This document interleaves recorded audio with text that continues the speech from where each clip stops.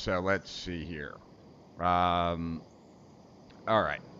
So Ryan Michael Ballow is an Army combat veteran turned entrepreneur, nootropics consultant, and biohacker, specifically focusing on the biohacking subtype neurohacking. Ryan has become an industry and cognitive performance optimization leader. Ryan owns and operates one of the country's biggest cognitive and performance optimization companies, Cortex Labs, and runs one of the leading YouTube channels for neurohacking called Cortex Labs. And so, in fact, I first kind of found Ryan through Cortex Labs. And, I've been fascinated with nootropics for, geez, as long as I can remember. I tried Provigil when it first came out over a decade ago. And, when I was diagnosed with diagnosed with ADD, I was prescribed Adderall and certainly had some impact from that.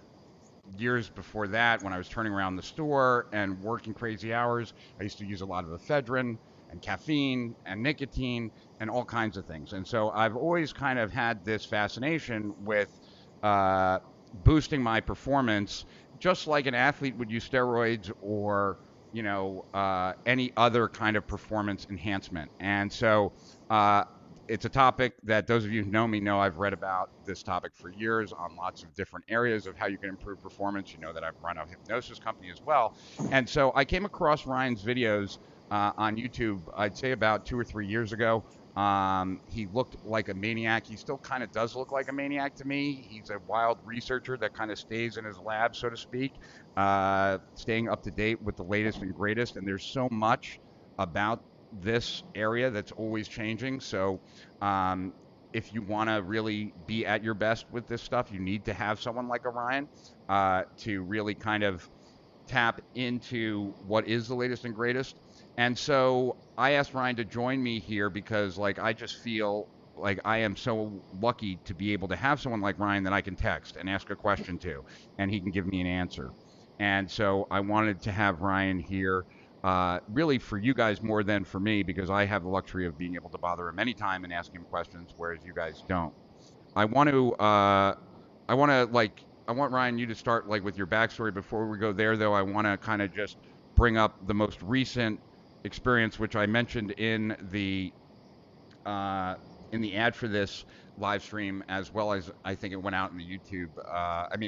It went out in the email that we sent out, as well as the video that I just posted really quick to Instagram and Facebook as well. And about a month ago, I reached out to Ryan because I was struggling, and it probably was two things. One, it was probably, just being in lockdown and quarantine.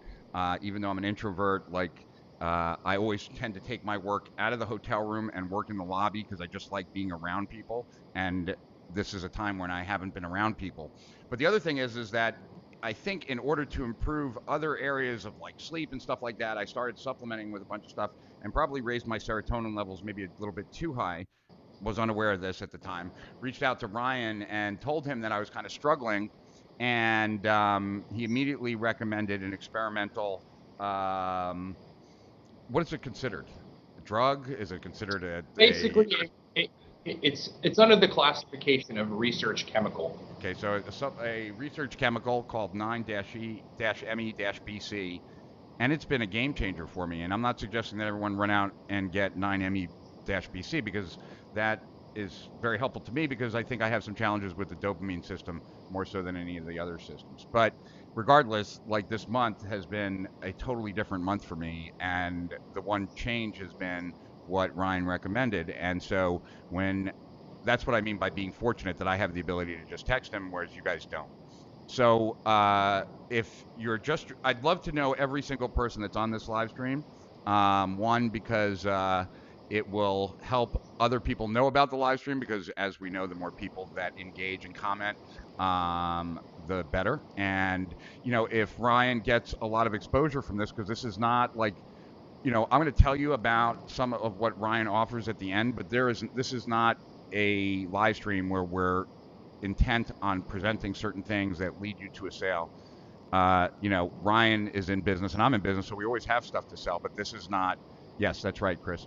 But this is not one of those. We might do one of those sometime in the future, but this is not one of those. This is really just because I wanted to introduce Ryan to everyone. So Ryan, I know that was a long intro. I just want to show you some people that are on, and then we can. So while I'm doing this, why doesn't everyone say hello to Ryan and make him feel warm and welcome?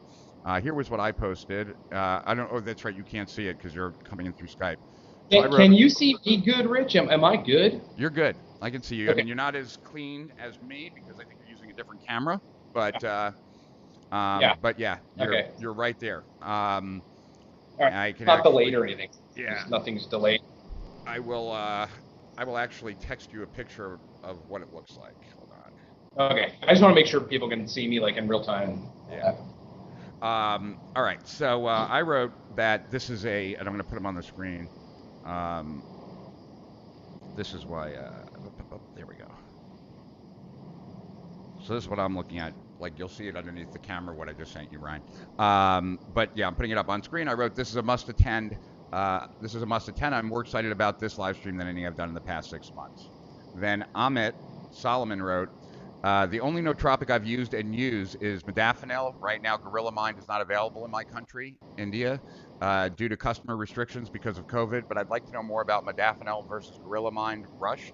Is one better than the other in any specific situation, specific activities also? Should one combine these with other nootropics for best results? And we'll get back to that question. I don't want to answer it now, but that was his question. Yeah. Some more questions about Modafinil. So we'll just run through these so you know where we're going, and then you can lead right into it after your story. The next one is, how does Modafinil make you feel? Then Gabrielle says, aloha from Maui. And Joe Fear, or Fire, I know Joe Fear, who's a great podcast guy. I always get his name wrong, but he said he's stoked for this one. He's sharing it with the group. Yeah, by all means, guys, share it, get the word out. My goal is to introduce Ryan to as many people as possible. That's why I'm doing this, because he's helped me, and I know he'll help a lot of other people. Hi, Jolene. Good day, Jolene. So I think Jolene might be in Australia. Amit says that Modafinil makes him very alert and focused. Stefan, because I always say to higher profits and beyond, he's saying to faster brains and beyond. Luis in Mexico says, hi, Rich and Ryan. Josette says, hi, Rich and Ryan. Jolene says, hey, Ryan. And Joe Suarez says, hey, Rich and Ryan. Joe is, where are you guys? I forget where you guys are. Carlos says hello to both of us from Venezuela. Jolene Rose said she read about you, Ryan. Milos in Serbia says he can't wait to hear this one. Jesse in Newport Beach, California is excited for this one. Christopher Vogelman says, hi, Matt. And, but Matt's not here. It's Rich and Ryan. Josette says, hey, Ryan. Ellie Au says, Ryan, if I had your beard, life would be an Axe commercial. Anibal in Brazil. Jeff Alexander says, what's up, Ryan? Hello, Ryan. I like your beard. Looks powerful and commands respect. Thank you very much. Ahmed Solomon says, hey, Rich. Hey, Ryan. Tim Kreff says, hey, Rich. Looking forward to this. Jeff Alexander says, hope you're good. Ryan, the beard is so badass, says Milos in Serbia. Hi to both of you at a respectable hour. We're almost done with these. If I had my beard, my wife wouldn't have. If I had your beard, my wife wouldn't have left me, said Stefan. And he said he's joking, though. Christopher Volkman says hello from Coronado Island. Ryan Wybush, glad to be here. Consulting with Ryan for the past 3 months has been a game changer. The nuanced approach to issues has been a missing piece for me. Oh, awesome. Joe. Ryan is the man. Yeah, cool. So that was, I didn't even put that one up. That's, there you go, Ryan. Hopefully you see that. Let's see. Put that there. And Jason says hello from Tampa. Raymond says phenomenal work. Troy McDonald says he's sharing this in his group. Kevin Michael is saying hello from Puerto Rico. Ubdallah is saying hi from Dubai. It's 2 a.m. He's really interested in this topic. That's why he's up. And awesome. Toby says, my only dabble in this is I bought a triple action brain enhancement formula from BioTrust, plus the 6-bottle upsell years ago. I still have 99% of it. It's probably expired by now by Toby. So, wow. You know, Ryan, that you get Erin says, "You are very handsome, Ryan." And then in parentheses, it says, "And you too, Rich." And I just have to say, I never hear that. This is the first time I'm hearing that I'm handsome, and it's only because first they said it about you. Yeah. I've never been They had to say propositioned. it. I've never been propositioned when I got off stage. Like all my friends don't believe it because they all have been. I must give out Yeah. a vibe. I don't know what that vibe is. Denise says hi from New England. My girlfriend's I on, and she says, "Hey Ryan, I think Rich is close to over 100 per pills per day. I hope this live stream reduces that amount and doesn't increase it." Um, Advice from the wives. Yeah, my gal's on too. I think that was the Erin that commented. Hi, Erin. If you're watching, I love you. You're awesome. okay, so this is a really important question. So when we circle back, I want to make sure we answer this one. Um, Yeah. and it's primarily because of who it's from. It's from like the guy that I work with. He's not my boss, but he's kind of my boss because even though it's a long story, but he's my publisher. And he said, "I have a question for Ryan. In terms of results and side effects, how do natural nootropics like lion's mane compare to synthetic ones like pramiracetam? If I'm not using synthetic nootropics, how much am I missing out?" And Right. That's a good. that's like, and more people are saying hi. A lot of people have ADHD. My friend Andy Beard is says that he has severe anxiety and continual numbness. So we're all over the place. But why don't you first, Okay. like, I mean, so Yeah, like I let's- said, the let's main start goal is there. to answer everyone's questions. That's why I wanted to do it. But I think they should get they should get to know you a little bit more, and then we can dive into all the questions Okay. and stuff like that. Okay. Okay. Cool. So basically, the super quick story is I got back from a tour in Iraq with the Army in 2008, and I basically had some anxiety issues. The first thing that I did was learn to meditate, and it sounds a little woo-woo, but 2 weeks of meditation for 45 minutes a night pretty much changed my brain. I got like motivated to do stuff. I was more positive, but my brain felt different. So I was interested in finding out, okay, chemically what is happening here, and then how can I replicate that? First, it was herbs like theanine or chemical compounds like L-theanine and herbs that might be GABAergics that kind of just slow the brain down and reduce anxiety. But then that quickly sort of catapulted in the plethora of chemicals that modify neurotransmitters, and that just sort of started what's now like 12-year stint of taking nootropics, experimenting with research chemicals, jotting everything down, figuring out thousands of stacks at this point. And kind of here we sit. 5 years or so ago, I decided to take my love for nootropics and my experimentation and experience and make a company out of it, and started a supplement, which now is effectively a global supplement, ships to about 30 countries. And then from there started the YouTube channel to promote it. And then since then, it's just been every day for the last 5 years, videos on nootropics and chemical modulation of the brain with all this stuff that we're going to talk about. So, okay, so it first came about because you came back from combat with anxiety, and did you have PTSD or not really, or minimal, or? Yeah, I mean, PTSD is defined differently in different ways, and it sort of just depends. Am I okay? Am I having a crappy connection? No, you're good. Okay, you're fine. I think if the more stable you go into a situation like that, the more stable you come out of it, despite what might happen. And I mean, the shit that goes down there. I was there in a particularly pivotal moment, and my job in the Army. My MOS was 19 Delta, for those of you that understand that kind of terminology. Involved me going on combat missions every day. I was there for about 15 months. And so there's leftover stuff that, one might consider PTSD, but I went in there very stable. Right. And so came out of the experience stable. Look, I mean, stuff happens, right? I knew what I was getting into going there. And as long as you can talk to yourself in your head about it and not let it make you, I don't know, crazy or whatever people might think about soldiers that go fight in combat, then you should be fine. And I'm pretty much fine. A little crazy, but I'm fine. Got it. And so, yeah. Okay, so at first you did all this so that you could kind of figure out how to make yourself better. Is that like kind of what you were saying? Like, No, it was really to Or why reduce it was anxiety right. and to get my brain to function better. Yeah, I mean, anxiety has a particularly limiting effect on brain function, right? So it was like clear the anxiety up, get the brain functioning better. And so, but so I don't, I don't, for everyone watching, it's not like Ryan and I are besties, so I don't know his whole life story. I don't know a lot of that. I just can spot someone who knows their shit and then follow them religiously and listen to what they have to say. So we're, I have to imagine though it was an ongoing thing for you. Like you weren't always as intense as you are now about Right. nootropics. And the reason I ask is for two reasons. One, because like I'm just interested how you became as fascinated as you became on it, so that you can dive as deep as you can. I don't know if you studied anything even related to this in school or not. Nope.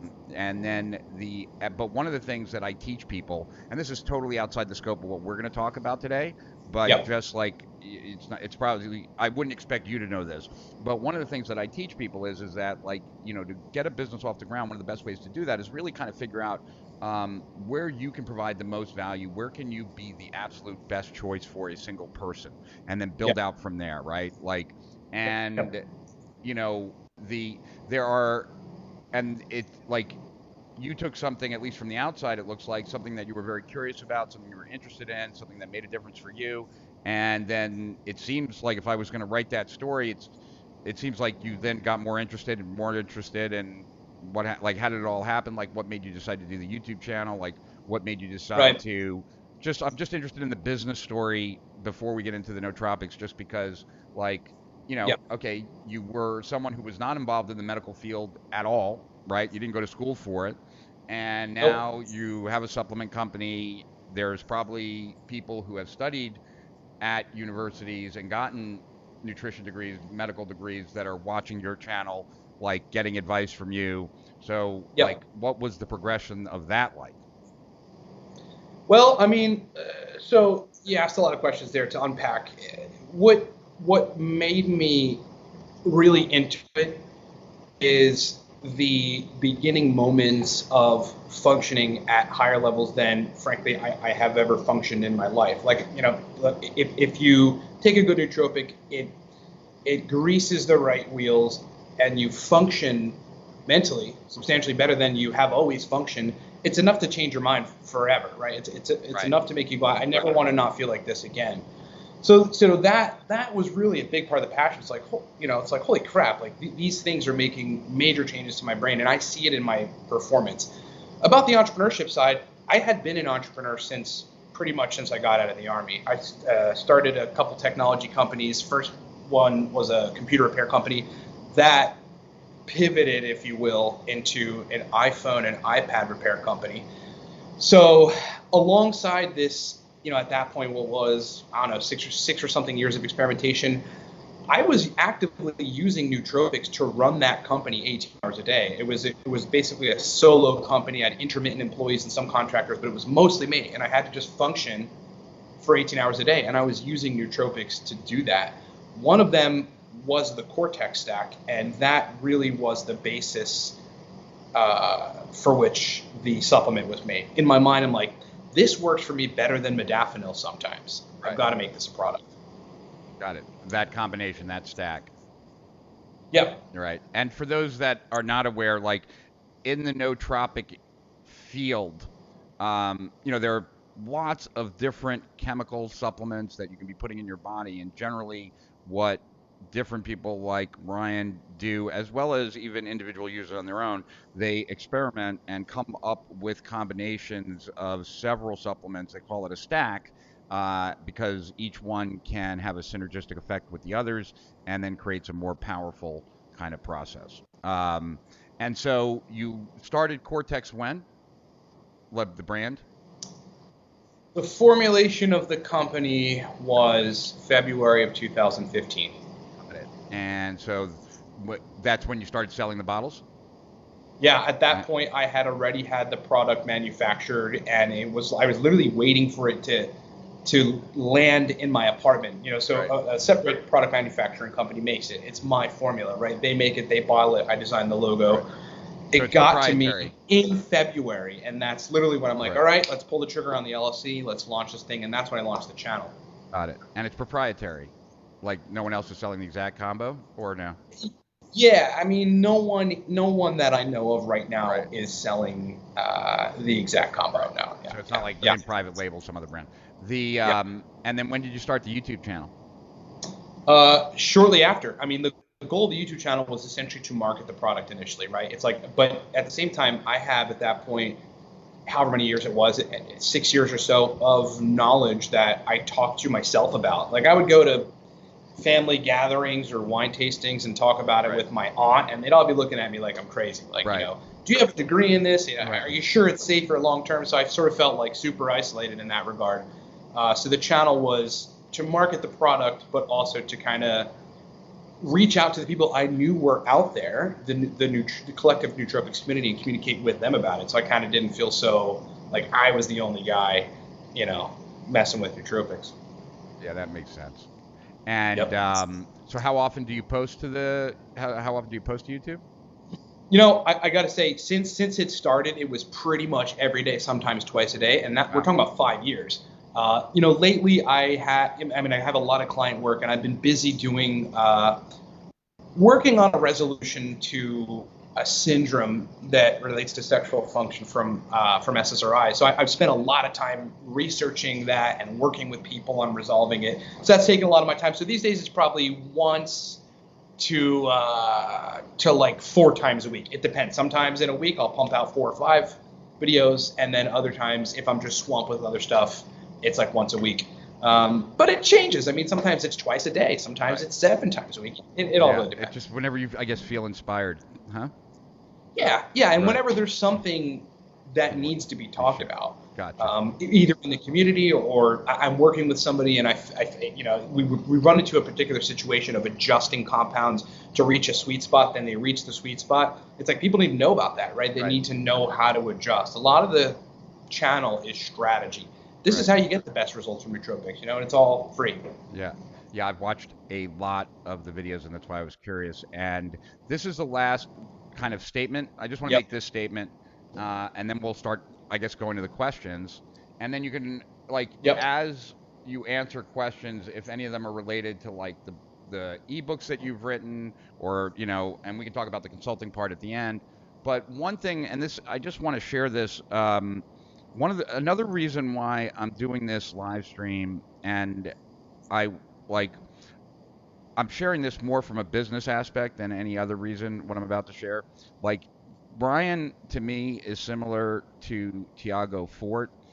Like when I first met Tiago, my criticism of Tiago was, you are preaching to the converted. Like, the only way that someone's going to find you is if they've already decided they want personal knowledge management, and now they're looking for a solution. And that's a very small fraction of, like, the people online today. In fact, most people don't know. So they have to know, you have to do something, and he's writing a book so that people can understand and appreciate that they're missing this in their life and the problems that are caused by missing it, and that they're already missing it, and not so that he introduces them to PCAM and then he introduces them to his version. And for those who have been with me for a long time, like, you know that, like, when I talked about, like, the 4 different types of sales to make, like, on a webinar, between just, like, the assistance, method, goal, identity, like the different types of sales made. Right now, like, I feel like Ryan sells to, the majority of his customers are, like, nootropic fanatics like myself, and those are the people that watch his videos like myself. And so I think he suffers from the same thing Tiago suffers from, and neither of these guys are suffering. I mean, they both have businesses that are growing, but that where the biggest opportunity for them is in parallel markets, right? Like for Tiago, it's entrepreneurship, it's bloggers, it's every kind of thought leader, period.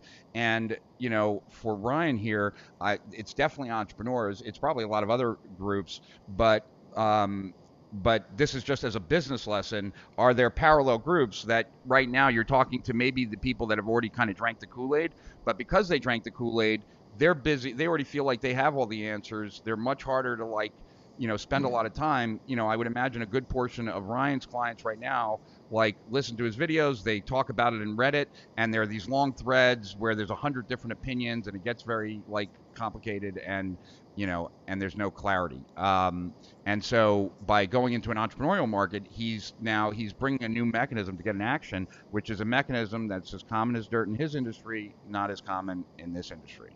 So with all that said, let's go to Matt's question first, because Matt sent me a nasty text earlier, and so this will at least be one way to get to make him feel better. So I'll read you the question again. It is, in terms of results and side effects, how do natural nootropics like lion's mane compare to synthetic ones like Phenylpiracetam? If I'm not using nootropics, synthetic ones, how much am I missing out? Right. I would say that you're not really missing out by not taking synthetic compounds. Some of the natural compounds, first of all, they're nutraceuticals, so they're synthetic, right? I mean, you're not chewing on a leaf from a tree or something. It's synthetic. Where you and look, a lot of those compounds that may not be considered drugs or were ever drugs or research chemicals, because that's really what you're talking about. You're just distinguishing between herbs and compounds that were once pharmaceutical drugs or currently pharmaceutical drugs. Right, because like even there's a big difference, right, between between like the 9-MeBC and even like a Piracetam, because like the Piracetams have been tested out the wazoo for decades, right? Yeah. Whereas 9-MeBC, I think, right, it's like 20 or 30 years old. They stopped making it or whatever, yeah. Right? Yeah, 9-MeBC is pretty new, but to answer the question specifically, you probably do get a larger degree of benefit with some of the classical pharmaceutical-esque nootropics, because they tend to have more diverse mechanisms of action. So, like, let's just take Aniracetam, for example. Aniracetam is a nootropic that, if you have the right dose and the right cofactors, like other things that you should take with it for most people, it will improve your ability to put information in your head and hold it in your head, like any kind of working memory task. It should improve your ability to be verbally fluent, and at the same time, it stimulates you to do whatever, just to do work through its action on a receptor called the AMPA receptor. It's a subtype of glutamate. So I think a lot of the stronger compounds, or the quote pharmaceutical compounds, whether discontinued or active or research chemicals, have a diverse set of mechanisms that makes them more attractive for the performance oriented person. Gotcha. And so would you say that, like, what do people take lion's manes for? Is that an area that you focus on? Yeah. Well, essentially what it does is increases the expression of a repair protein called nerve growth factor. And nerve growth factor essentially tries to repair what it sees in the brain. To put it generally, everything that it sees, to get specific for those of you that kind of understand this stuff. In between neurons, there's branches, right? They're called axons and dendrites. And nerve growth factor, which you can facilitate by taking lion's mane, tries to strengthen the connections between those neurons. It may also upregulate or improve the function of various receptor sites in the brain, dopamine receptors, acetylcholine receptors particularly. Got it. So I know Matt writes a lot of copy, and I would imagine there's quite a few people on here that write copy. And so for copy, what's good is verbal fluency, and also, I guess, speed of processing, for sure. Yeah, speed of processing, and also probably a little bit of up, because like there's a transference of emotion from the writer to the reader that has to, like the writer just found a secret and he's writing a letter, right? Like, you got to feel the energy. So what would be a good stack, like, in general, if you were writing? Yeah. Well, I think you would want to tackle a couple things. You would want to tackle the working memory part, just to sort of keep what it is you need to get across to people in your head. Like, when you're writing, you could come up with an idea super quickly, or a point that you want to make, and you should be able to remember that. So you want working memory. You want a stack that's also going to orchestrate verbal fluency, because taking what is in your head and putting it in the written word is essentially like using the same muscle as verbal fluency. So you'd want something that induces that. And like you said, you want energy. So something that kind of just optimizes the brain's profile of energy. A good compound for that, not even just going into stacks, is called Alcar, ALCAR. It's short for acetyl L-carnitine. And acetyl L-carnitine does a bunch of different things. It makes your brain cells use fatty acids from your blood as a fuel source better. You're always using glucose and fatty acids. Optimally, you should be using them sort of not interchangeably, but both of them. Alcar makes you use them a lot more efficiently to fuel energy, brain energy. At the same time, part of its structure gets donated to the formulation of a very critical stimulant neurotransmitter called acetylcholine. Sure. So that fosters memory and focus. So you have the memory and focus side, you have the energy side of it. Because you're working on that chemical acetylcholine, you also have the verbal fluency side of it. Right. So your ability to synthesize what's in your head and type it out and it to look the way you want to will be enhanced taking that compound. Additionally, on top of Alcar, separately, I should say, the compound Modafinil. Okay, but Modafinil is a wakefulness promoting agent. It's used to treat narcolepsy. It is a prescription drug. A very powerful compound, but it also has some really interesting other properties to it, like enhancing the availability of dopamine for cells to use. It's called extracellular dopamine. And it binds to these wakefulness elements of your brain. Wakefulness neurons are called orexin neurons, and it keeps you awake, but in a non-stimulatory way, okay? So that'll give you a lot of mental energy to write. Right. So you have modafinil. And then the class of compounds called racetams, which is 7 major compounds that all have the suffix racetam, all very well studied, usually used for memory. Adding one of those in, like aniracetam, like we talked about, or another one called oxiracetam, would give you more of the memory side, as modafinil is giving you this like crazy energy and wakefulness to crank out work. Got it. And so if Matt wanted to start without any of the quote unquote synthetics, right? Yep. He could take acetyl L-carnitine, right? Yep. He could take what was the other one that you said? That was basically, acetyl L-carnitine, modafinil, and then oxiracetam. No, but there's plenty of things that would. L-carnitine, like also a choline source, maybe. Or no? Yeah, it's not a source for choline. What we're just referring to is building brain choline. But when you metabolize it, there's an enzyme on it. It's called acetyl-CoA that goes and shuttles to the acetylcholine production process. So then you make a little more acetylcholine. But there's plenty of other compounds singularly that are not drugs that you could use. One of them is CDP choline. That is a choline source, but it also tells your brain to release more dopamine. Another one is alpha GPC. That's a choline source, also mainly just giving your brain usable acetylcholine. And it basically runs the gamut. Right? So glutamine is a natural vitamin too, isn't it? Glutamine? No, subglutamine? Yes, sulbutamine. Yeah it's like a modified version of vitamin B1 or something, but that also is proposed to have some acetylcholine-esque properties to it. So yeah, that's another compound that you could use, to. I found that compound for me, and everybody's different. Yeah. But that one specifically helped a lot with verbal fluency for me. Interesting. Yeah, that's cool. All right, so let's kind of start racing through some questions.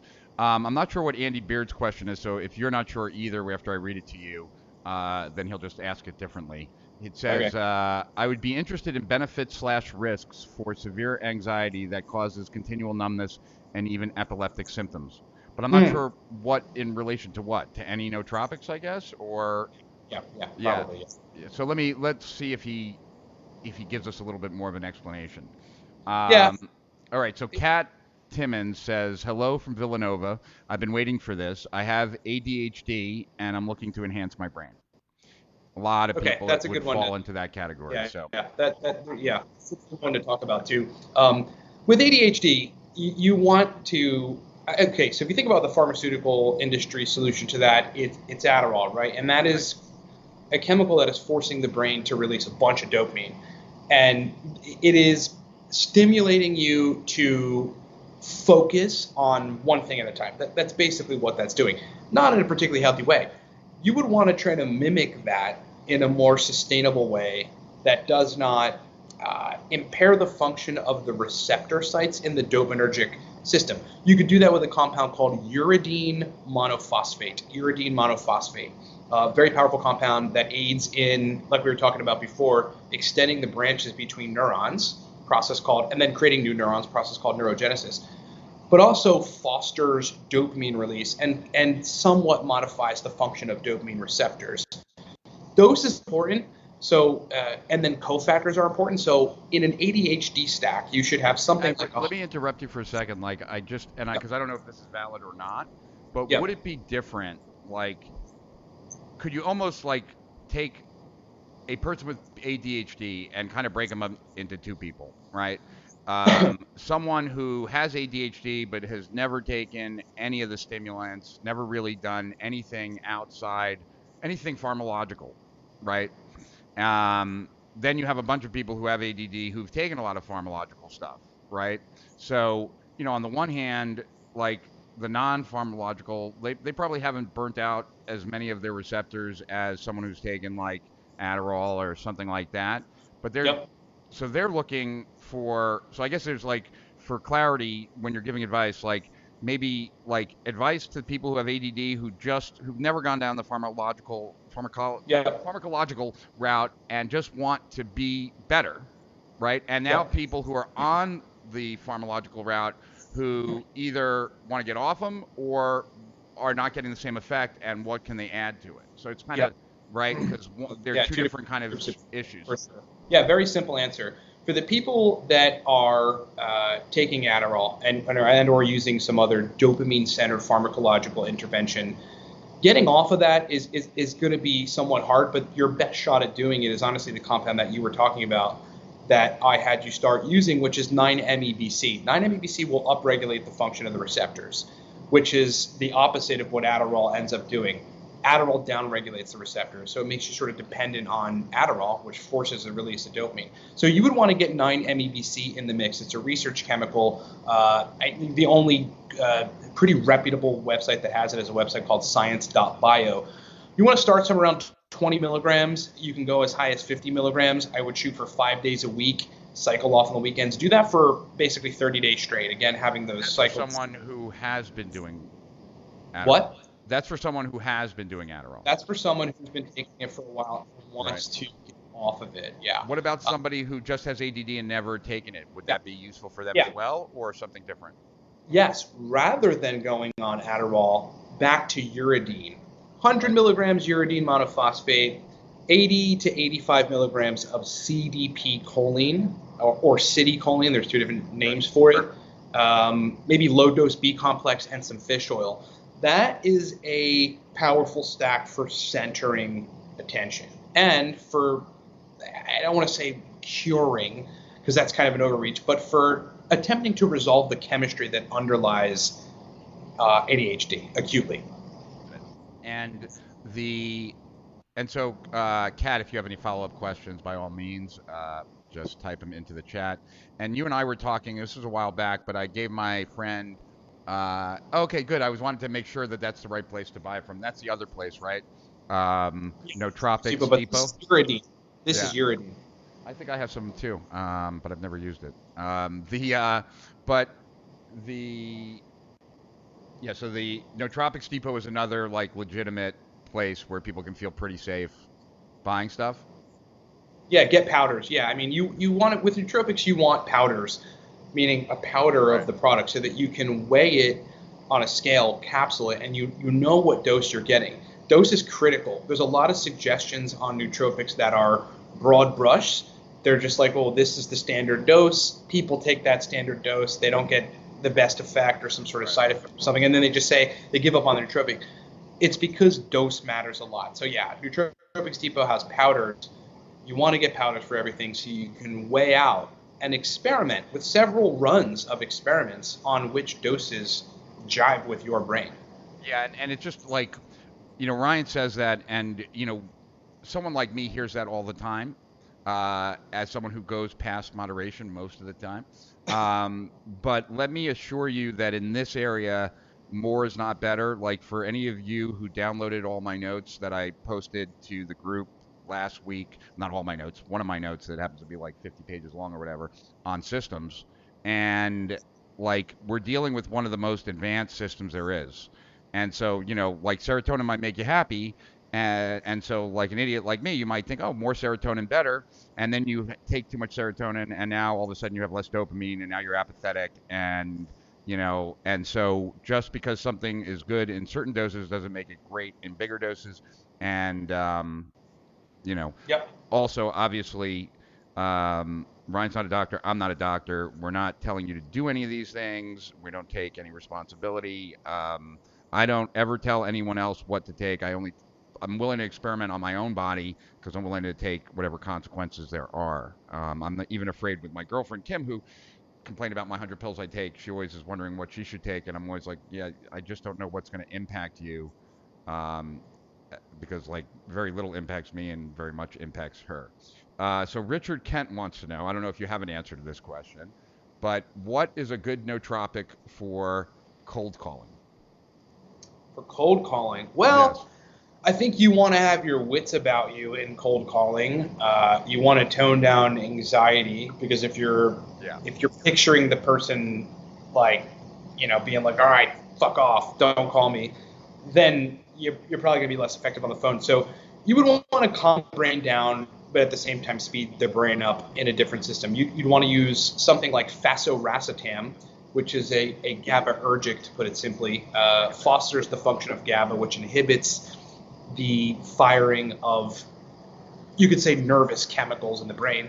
You would want to have something like Phenoracetam at like 20 milligrams, and then something like Phenylpiracetam, another one of those racetams, which just hyper stimulates kind of frontal lobe energy. It just gives you a lot of energy to do stuff.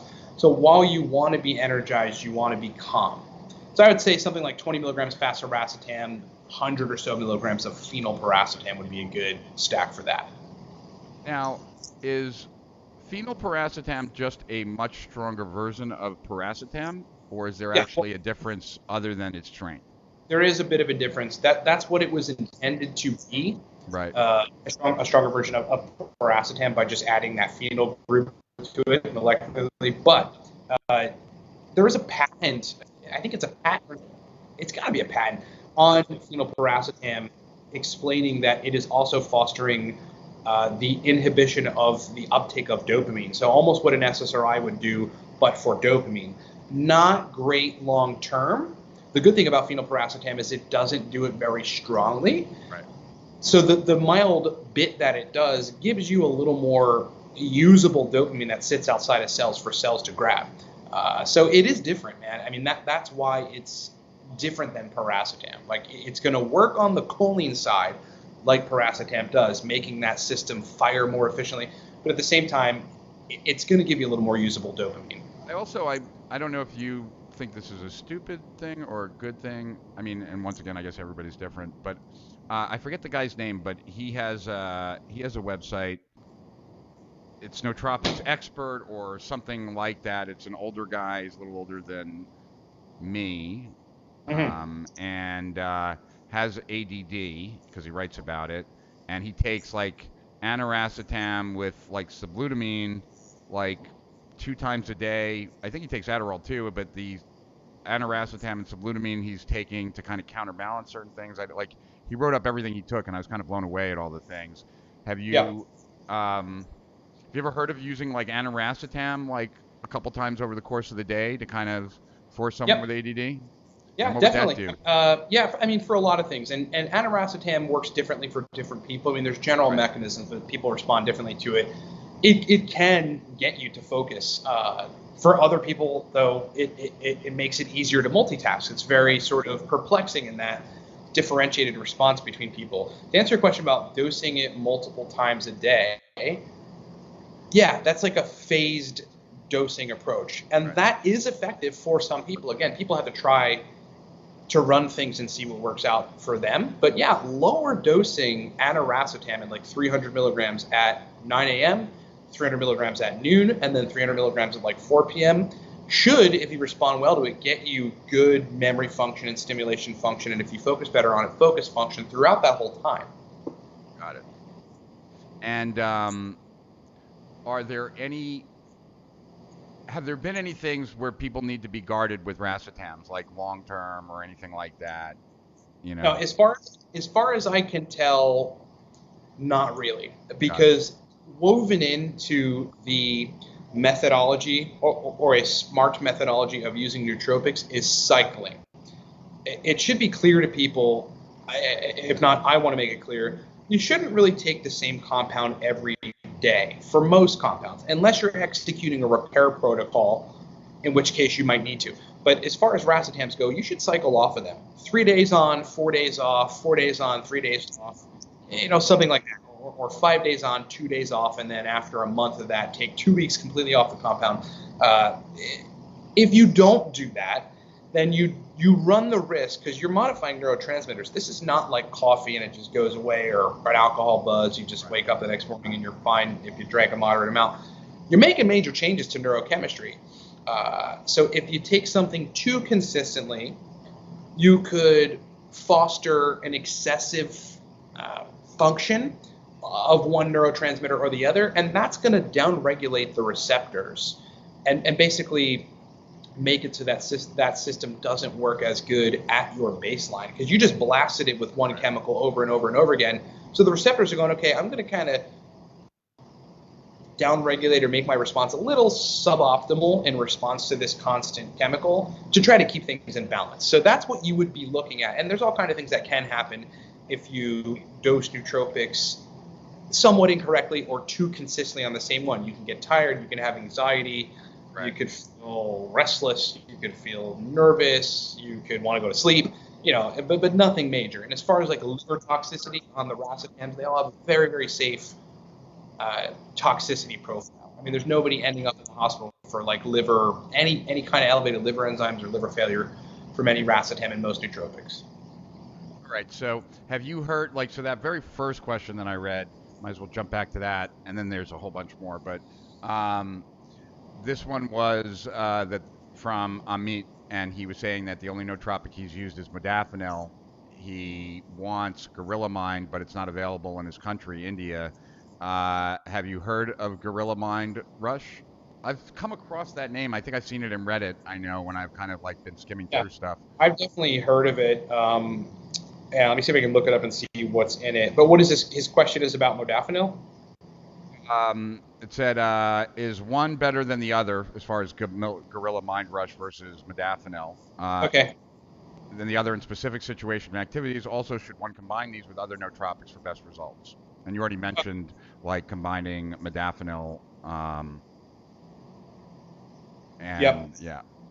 Good question. So I'm looking up the ingredients of Gorilla Mind right now. I can tell you probably Modafinil is the better choice, just by how powerfully it exerts its effects on wakefulness and having extra dopamine to work with. Okay, here are the ingredients. Let me see here. Let's see. Why doesn't it let me zoom in on the ingredients? Well, it's got a high dose of alpha GPC. That is a bioavailable choline source. It's at 300 milligrams. That's a little high right off the bat. That's likely to make the user a little tired, because when you have too much of that chemical, you end up getting tired. Their website is just a little ridiculous on actually. Okay, here we go. It also has DMAE in it, which will make the brain make more acetylcholine, or it will stimulate that system through a different way than alpha GPC. And it's in a high dose. It's in 375 milligrams. That's also likely to make you tired. You might respond really well to it on day 1 and 2, but on day 3, you'll have an accumulated buildup of the chemicals that they make you make, acetylcholine specifically, and that will make you lethargic. So it's got bacopa, that's kind of a calming agent, L-theanine, calming agent, and then it has a bunch of stuff in a proprietary blend. Tyrosine will make you make more dopamine and adrenaline. That's good. Caffeine, okay, got it. Huperzine A. Huperzine A. Basically, this Huperzine stack A makes me feel very euphoric. Huperzine A makes you feel euphoric? Yeah. Interesting. Yeah. Yeah. I say that this stack is way too far on the increasing the function of acetylcholine side, and talk about side effects. That will push you much closer to the possibility of having side effects. Modafinil, on the other hand, not to make modafinil like this the golden child or anything, because it has its side effects too, namely disrupting your sleep if you take it too late in the day. But modafinil is doesn't have as many complex mechanisms. It's hard to, if you're taking a sensible dose of it, get too much of it. Like usually 75 to 150 milligrams of modafinil people respond best to. And the effects are going to be substantially different. If you respond well to the Gorilla Rush supplement, you'll have some focus and some good working memory and probably some mental energy. It might be a little all over the place because I don't think those doses are put together well. But with modafinil, you should get a clean, highly functioning brain with like good focus, good memory, good motivation, and a lot of productive drive. Yeah, I mean, for me, modafinil just would get rid of the desire to sleep, like I was no longer tired, and that was Yeah. it. So there's no up and there's no like got to get to work, although you can. Yep. What was interesting to me, and this is from a long time ago, like I haven't played around with it like this for probably about like 8, 9, 10 years, but I used to sometimes take it. I used to take Provigil, which is modafinil, right before going to sleep, and it wouldn't prevent me from falling asleep. And I'd Mm. wake up a couple hours later, like 2 or 3 hours later, like wide awake, like I had slept like for 8 hours, and now like I could rock. You can't do that with Very. an amphetamine like Adderall, but you can do that with, Like, uh, with a yeah. Provigil. It's almost like a caffeine nap. Like if you have some caffeine and then you take a Yeah. 20-minute nap, you kind of wake up amped and energized. I would imagine that that's sort of the same effect. I'm surprised that you got to sleep using modafinil, but it could have just been a matter of you didn't metabolize it Yeah, I mean, I quick. take it right before bed, like like Yeah, on the yeah, nightstand, yeah. right? Dude. The I mean, and then it's the just, other thing is because I think I learned this from one of your books or from one of your videos, but I was talking to my friend Maxwell Finn, which many of the people who were watching will probably know of. And Maxwell is like he's an uber like rock star media buyer, and he buys media for On It, for Alpha Brain, and he actually like for my subscription thing, Steal Our Winners. He showed how he took like the cost per acquisition of Alpha Brain from $130 a bottle all the way down to $12 a bottle, like through advertising. And interesting. yeah, I'll get you a video of that. Anyway, he was telling me that he loves Alpha Brain, but after he takes it, like he usually has a headache afterwards. And I Mm. told him that's probably because he's used up all his choline. And right, because a lot of like any of these pro brain things, if they don't have choline in it and you're not taking choline, right, like a lot of times you'll get a headache because it's kind of like sped up the use of the choline in the brain. Or is Yeah, that not true? usually that's the case with Racetam. They Okay. tell the brain to release more acetylcholine. With alpha brain, if I remember correctly, it actually has some brain available choline sources in it, alpha Right. GPC being one of them. It has a compound called huperzine A, like that you just talked about, that prevents the recycling of acetylcholine and it keeps a lot more of it available. That could downstream reduce the brain's total choline levels because after the brain runs out of the alpha GPC Right. that it has taken from alpha brain, but it's still being programmed to not recycle acetylcholine and to keep more around, well, where the hell is it going to come from? So that could be the case there. Right. But there's also other compounds in there like tyrosine. Tyrosine is a dopamine and adrenaline building block if everything in your brain is Right. working correctly. And look, man, if you're overstimulated too consistently, that'll give you a headache too. Yeah. No doubt. No doubt. Okay. Let's see now. So now I'm going to keep going. Okay. So Daniel Hash says OIF vet here also. Awesome. Uh, all right. Let's see. I don't know if this is Chris Vogelman always is making jokes too, so I never know if he's serious. Like when I'm not sure I understand something. So I don't know if this is serious or not. But MOS 19D is very stressful. I don't know what MOS 19D is. Um, Uh, Yeah, 19E. He's saying D. D, like Yeah. Delta. Yeah. Yeah, that was my MOS. Yeah, Oh, that's your it's thing. Oh, okay. a stressful job. Yeah, Yeah, it's just a that's little what bit of you a do, stressful job, right? especially when you go Yeah. overseas. But makes you a better man or woman. So this one, I think Daniel might have the wrong idea. Like we're trying to pitch him like a 30-day supply or something, because he says, can one immediately start using the Nootropics stack 30-day supply? Or do you sell something like that? Nobody. I mean, we have a stack called Cortex, but other than that, we're talking generally about the various different types of nootropics, what exactly they do, and how to use them. All right. So Christopher Vogelman says, I've used supplement stacks and functional medicine work with patients back in Washington, D.C. Very powerful. Andre says, thanks for putting this live together. Fascinating topics. Andre says, question for Ryan. I purchased a couple of jars of Cortex, tried for about 2 weeks and didn't feel much. Tried increasing the dosage up to twice as recommended, 4 pills, and still didn't feel much.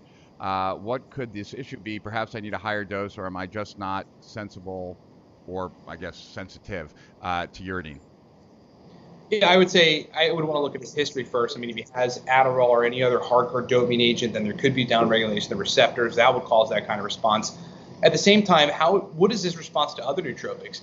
Does his liver process things too quickly so the chemicals actually don't end up in the bloodstream long enough to cross the blood-brain barrier and affect the brain? That could be one thing. At the same time, maybe he just needs to work on an entirely different system. The system of dopamine and mildly acetylcholine as it relates to the Cortex stack is just fine. So maybe he needs to tone up glutamate a little bit. Maybe he needs to modify one of the glutamate subtypes, like the AMPA receptor. You can do that with Aniracetam. Maybe he just needs a little more serotonin, a little more GABA. Not a whole lot, but a little more to calm things down, and then he can focus. So that's what I would say. If you're that far in and you've doubled the dose and still really don't get a good response, I mean, you got to look at your baseline energy too. Like, do you have blood glucose issues? Do you sleep like crap? Are you drinking the night before? What is your history? But if you've gone through all that and you're not responding to any stack, it's time to target a different neurotransmitter system for sure. Got it. And Andres, if you're watching, maybe tell us what you were trying to achieve by getting Cortex, and we can talk about whether that was the right even approach, and if it is the right approach, what you should try next, and if it was the wrong approach, what you should try. So let's see here. Clint Gary says, can Notropics help support or enhance the effectiveness of someone on ADHD meds like Ritalin? Could Notropics replace the need for meds? So 2 questions there. Yeah. Can it support and enhance, or could it replace, or both? It can do both. The short answer is it can do both. You got to be a little careful when bringing other chemicals in while you're taking a compound like Ritalin. Ritalin is forcing the release of a lot of dopamine as well. Enhancing it, you would do that by taking 9-MeBC. This is not my advice. This is just me saying what I think one would do if it attempted to do that or wanted to do that. Because you'd be upregulating the receptor sites to better receive the signal of dopamine. And at the same time, compounds like Ritalin are downregulating the receptor sites, which is not good for your overall response. So yeah, you'll be more sensitive to Ritalin if you were to optimize dopamine receptors. D2 and D4 specifically, there's different types of receptors. Right. So that's that. Getting off of Ritalin would be a matter of pretty rapidly tapering. Yeah, I found that, personally, I don't know if you found this or not, but like when I stop Adderall, I go through more of a withdrawal stopping coffee than Adderall. There's no headaches. There's no nothing with Adderall. I mean, I'm a little bit tired. Beautiful thing. I mean, that's a beautiful thing. I mean, if your mood is stable, yeah, you seem to be the minority because you're just one of those crazy guys. Right. You're kind of a Superman dude, so that might just be you. But yeah, if you wanted to get off of Ritalin, you would want to sort of do the same thing. Taper pretty rapidly, but upregulate receptor function. And at the same time, probably be bringing in things that foster an extra release of dopamine, so that you're not going. Would you recommend adaptogens as well? For that? Yeah, if someone was coming off of like Ritalin or something like that, like Adhd or whatever that is called, and like rhodiola, perhaps, or ashwagandha, maybe they would have a little bit of calming utility, but mechanistically, they're not going to help a whole lot. All right, so hopefully that helps, Clint.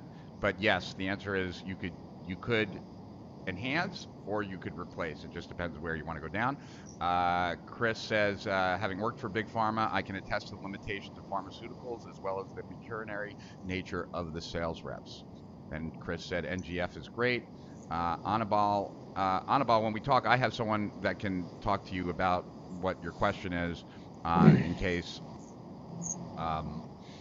we don't have the answer here. But have you tested microdosing of mushrooms? If so, can you share how that affects the brain? I would assume that you haven't. That's a good question. I have. Well, yeah, most people have. Psilocybin is binding to every serotonin receptor that you have. Right? There's like 14 of them, 14 or 15 of them. And so in a microdose capacity, that could be good, both to acutely make you feel pretty good and be in an interesting mood. I mean, that's why it's being studied and used for depression. I don't think it would be enough to downstream negatively affect any of the receptor sites within the serotonin system, and potentially, probably more due to like some of the revelations that you might have in the acute period, you'll have longer term benefits from it in terms of depression. I mean, you might logic yourself out of it or reach a state where you're not depressed, and then that state becomes so familiar because, yeah, I mean, psilocybin is a very intense compound that it can stick with you. At the same time, you might reformulate a lot of your thinking around things that make you depressed, so you can end up not depressed after that because of that. But yeah, I mean, I have experience with psilocybin. I'm trying to get my hand right now on some for research purposes. And but yeah, microdosing is a good idea. I know a lot of people that do it pretty often, and for the most part, people get good results, particularly in alleviating depression and thinking differently. Yeah, that's what I might have a contact for you on the psilocybin. All right. Because there's a whole bunch of people down here, like in South Florida, that are really trying to push legalization and protocols for that kind of stuff. Yeah. And yeah, if we have time, we can go more into that. Let's first answer some more. Okay. Okay, Matt said thanks, Ryan. Got it, Matt. Okay, let's see. Oh, we got 55 minutes. We got some time, but I definitely want to throw up some of your stuff. Where would be a good place to start with Nootropics for knowledge creative work? And I'm going to, while you're talking, well, yeah, so you keep talking, and I'm going to just put different things up. Okay. And then I'll mention what we put. For creative work, you want to slow the brain down, but stimulate it enough so that you're not completely mentally depressed, but that you're not substantially stimulated. Right? You sort of want to have kind of a balance in between. For doing creative work, this is where potentially adaptogens can come in, as long as you're dosing them a couple times a week. Again, everything you should cycle. Ashwagandha, an interesting compound that has effects basically on modulating your response to stress, making your response better. At the same time, depending on the formulation, mildly increasing the flow of 5-HT or serotonin, which will slow things down. And in a normal healthy brain, someone that hasn't like taken SSRIs or something and has some weird receptor function from that around serotonin, that should be healthy. So that would calm you down. At the same time, so probably 500 to 1,000 milligrams or so of ashwagandha in an acute setting, probably 40 minutes before you're going to go sit down and do creative work. In addition to that, you just want some sort of stimulant compound in there. A stimulant racetam would be great. Aniracetam at 500 milligrams, Aniracetam at 700 milligrams, with ashwagandha at 500 to 1,000 milligrams. Good synergistic combo for slowing the brain down, speeding it up at the same time, but then kind of having that smooth middle baseline to be able to be creative. Like, you know, your brain needs to be a little, you can't have all this frontal activity going on to be creative. You know what I mean? You got to slow it down a little bit. So that a combo where you slow things down, but you're also giving some stimulation is the best answer for creativity. Gotcha. And I had a question about that, but I lost it. the well, what I would say to people is I guess like especially if you're using it like for creative work. I'm trying to think of like if I want to tell a story. I'm not going to tell us that story right now. Okay. Okay, so Carlos wants to know what's the best alternative to modafinil since he's in a country where he can't get that medicine. It's a good question. I would tell him to look into the Mr. Happy stack, which is a modification of the uridine stack that I talked about earlier. That's pretty much centered on the dopamine side of things. Look into the Mr. Happy stack, play with the formulations, play with the milligram quantity, and find what's right for you. But that is going to be a highly, highly dopamine-centered stack, which will get you comparable results. If you were to add a wakefulness promoting compound, there's one that's pretty special. It's called dynamine. In like 200 or 300 milligrams to that, then you would get a compounded wakefulness response. So go research the Mr. Happy stack. Try that stack. Change the doses if you need to suit you, and then bring in 300 or so milligrams of dynamine, a compound called dynamine, and that will be pretty comparable. And what about 9-ME-BC wouldn't be a bad thing either, right? It wouldn't be. People respond differently to it. Like Right. Rich, I think that you really needed that compound to go and foster the function of a couple dopamine receptors, and that's why you responded really positively to it. For people that don't need that work, they may not notice a whole lot except for a Right. bump in motivation, like a bump in sex drive or something. It's also something that I don't want to say it accumulates, but cumulatively the effects get better as you keep taking it, right? So 9-MeBC could be a good option for people that need work on the dopamine side of things. Yeah, sure. Would you say like my experience has been well? Okay, so when I was in the hypnosis world, right? I became friendly with this doctor who was also a professor. She wrote like the Idiot's Guide to Hypnosis. Her name was Roberta Temis, and so we had some like long conversations. Just very interesting woman, and very highly regarded like in the medical community and stuff like that. And we're talking about smoking, and she was telling me that I didn't know this. I know this now, but like all the research shows that like about 70% of smokers are actually self-medicating depression. Like what causes a nicotine like addiction partly Yeah. is self-medication, and like that there shouldn't be a surprise that I've always been attracted to stimulants because I was self-medicating my ADD. Like we all tend to kind of gravitate towards the things that we kind of think, even though we're not thinking we're self-medicating, that's what we're kind of doing. And does that like, is there any crossover like as it relates to nootropics? And then just, this one might be so simple you might not even think of it, like even to the other gentleman, and certainly not a replacement for Provigil, but like the very simple combo of just coffee and L-theanine, like for people that, because that would, right, like because for some people they could then drink more coffee, right, a higher dose, take the L-theanine, which would prevent them from getting jittery and stay calm, but then also have that up, right? Or would that not work? No, I mean definitely that's a pretty famous simple stack, Right. caffeine, theanine. You know, if you have the right dosage, you get the stimulation, but you have the calm in the background. It changes the way that the frontal lobes of your brain work in terms of electrical activity. It slows it down to a place where focus and kind of just like having your collectiveness about you is a lot easier. To answer your question, yeah, I mean people use nootropics to self-medicate, but not in the way that I think people use like nicotine or smoke cigarettes or drink booze or something. It's more to fix problems, right? So essentially self-medicate, but just in a different way. A lot of people come into nootropics because they can't focus, or they have, they're 33 years old and they have crappy working memory, or they are however many years old and they don't have energy from 1 p.m. to 3 p.m. and they're using nootropics to kind of technically self-medicate to fix that. I was saying, like, when people come to you, do they kind of like, do they kind of advertise what their challenges are based on what they're taking and in their attempt to self-medicate, even though they don't know that they're self-medicating?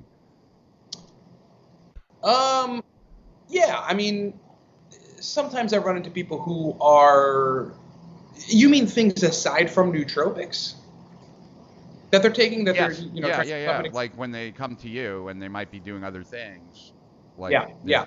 yeah. That's a good question. Yeah, basically it runs the gamut. I mean, some people potentially through some psychological mechanism of self-medicating from being overweight or something, come and are on these very extreme no carb diets or something. That happens a lot, and that could be a form of some sort of self-medication. Also think that people just get influenced to do that by the blogosphere and a lot of diet people who think that might be good. But yeah, I mean, everybody has habits or things that they do that might be, whether consciously or unconsciously, something that they're doing to make themselves feel better. Got it. All right, so let's keep going here.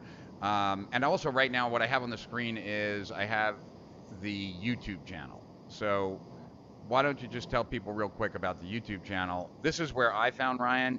I strongly recommend you go over there and you subscribe to his channel. If you subscribe to his channel and you're not subscribed to my channel, then I'm going to be very upset. But he gave me the link to the channel. It's so long, it's underneath there on the screen, but you might just do a search for Cortex Labs.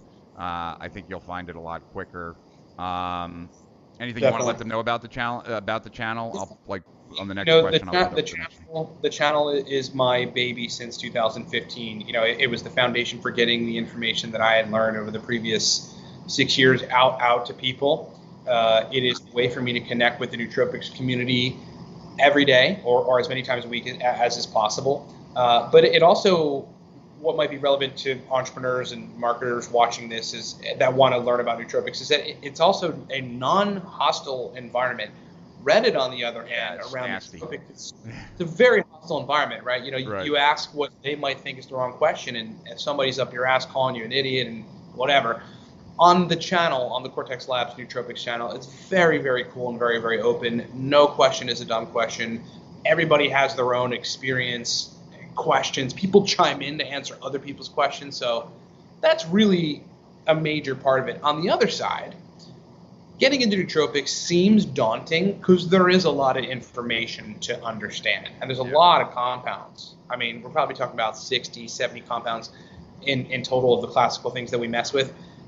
But the channel, the Cortex Labs Nootropics channel, breaks all of them down. There's 950 videos. They're all free, and they're all up right now that break down all those compounds, how to dose them, how to adjust the doses to reach a good result, how to induce motivation on cue, mental energy, verbal fluency, all these things. So that's the basis for the channel. Got it. All right, and so Leroy jumped in late, but wanted to know if he missed it, he apologized. We did mention he wanted to know reputable websites where he could buy Nootropics. So we mentioned two so far: science.lab, right? Or science.bio. Science.bio, and nootropics.depot, or nootropicsdepot.com, isn't it? Right? Nootropicsdepot.com. Yeah. Why nootropicsdepot.com is the most reputable site right now. And by the way, I have no affiliation with those people, in case folks are wondering. They've just been around for a long time. They have their vendor set up, obviously very fully established, and the purity of the nootropics that they sell is good. There's also a lot of sort of social validation in using that company because they've been around for quite some time, and pretty much everybody that's buying powders buys from them. Right. So they're risking a lot more than just your purchase if they screw around. So Christopher Vogelman says, I have found that sometimes you have to take a person off all supplements and then slowly add them back. Has that been your experience? Definitely, yeah, because people have the inclination when getting into brain modification to throw everything at the kitchen sink and take 12 things at once, and then they might end up with some sort of odd stimulation that might make them be productive for 2 hours and then ADHD for the ensuing 2 hours, at which point, yeah, you have to reduce.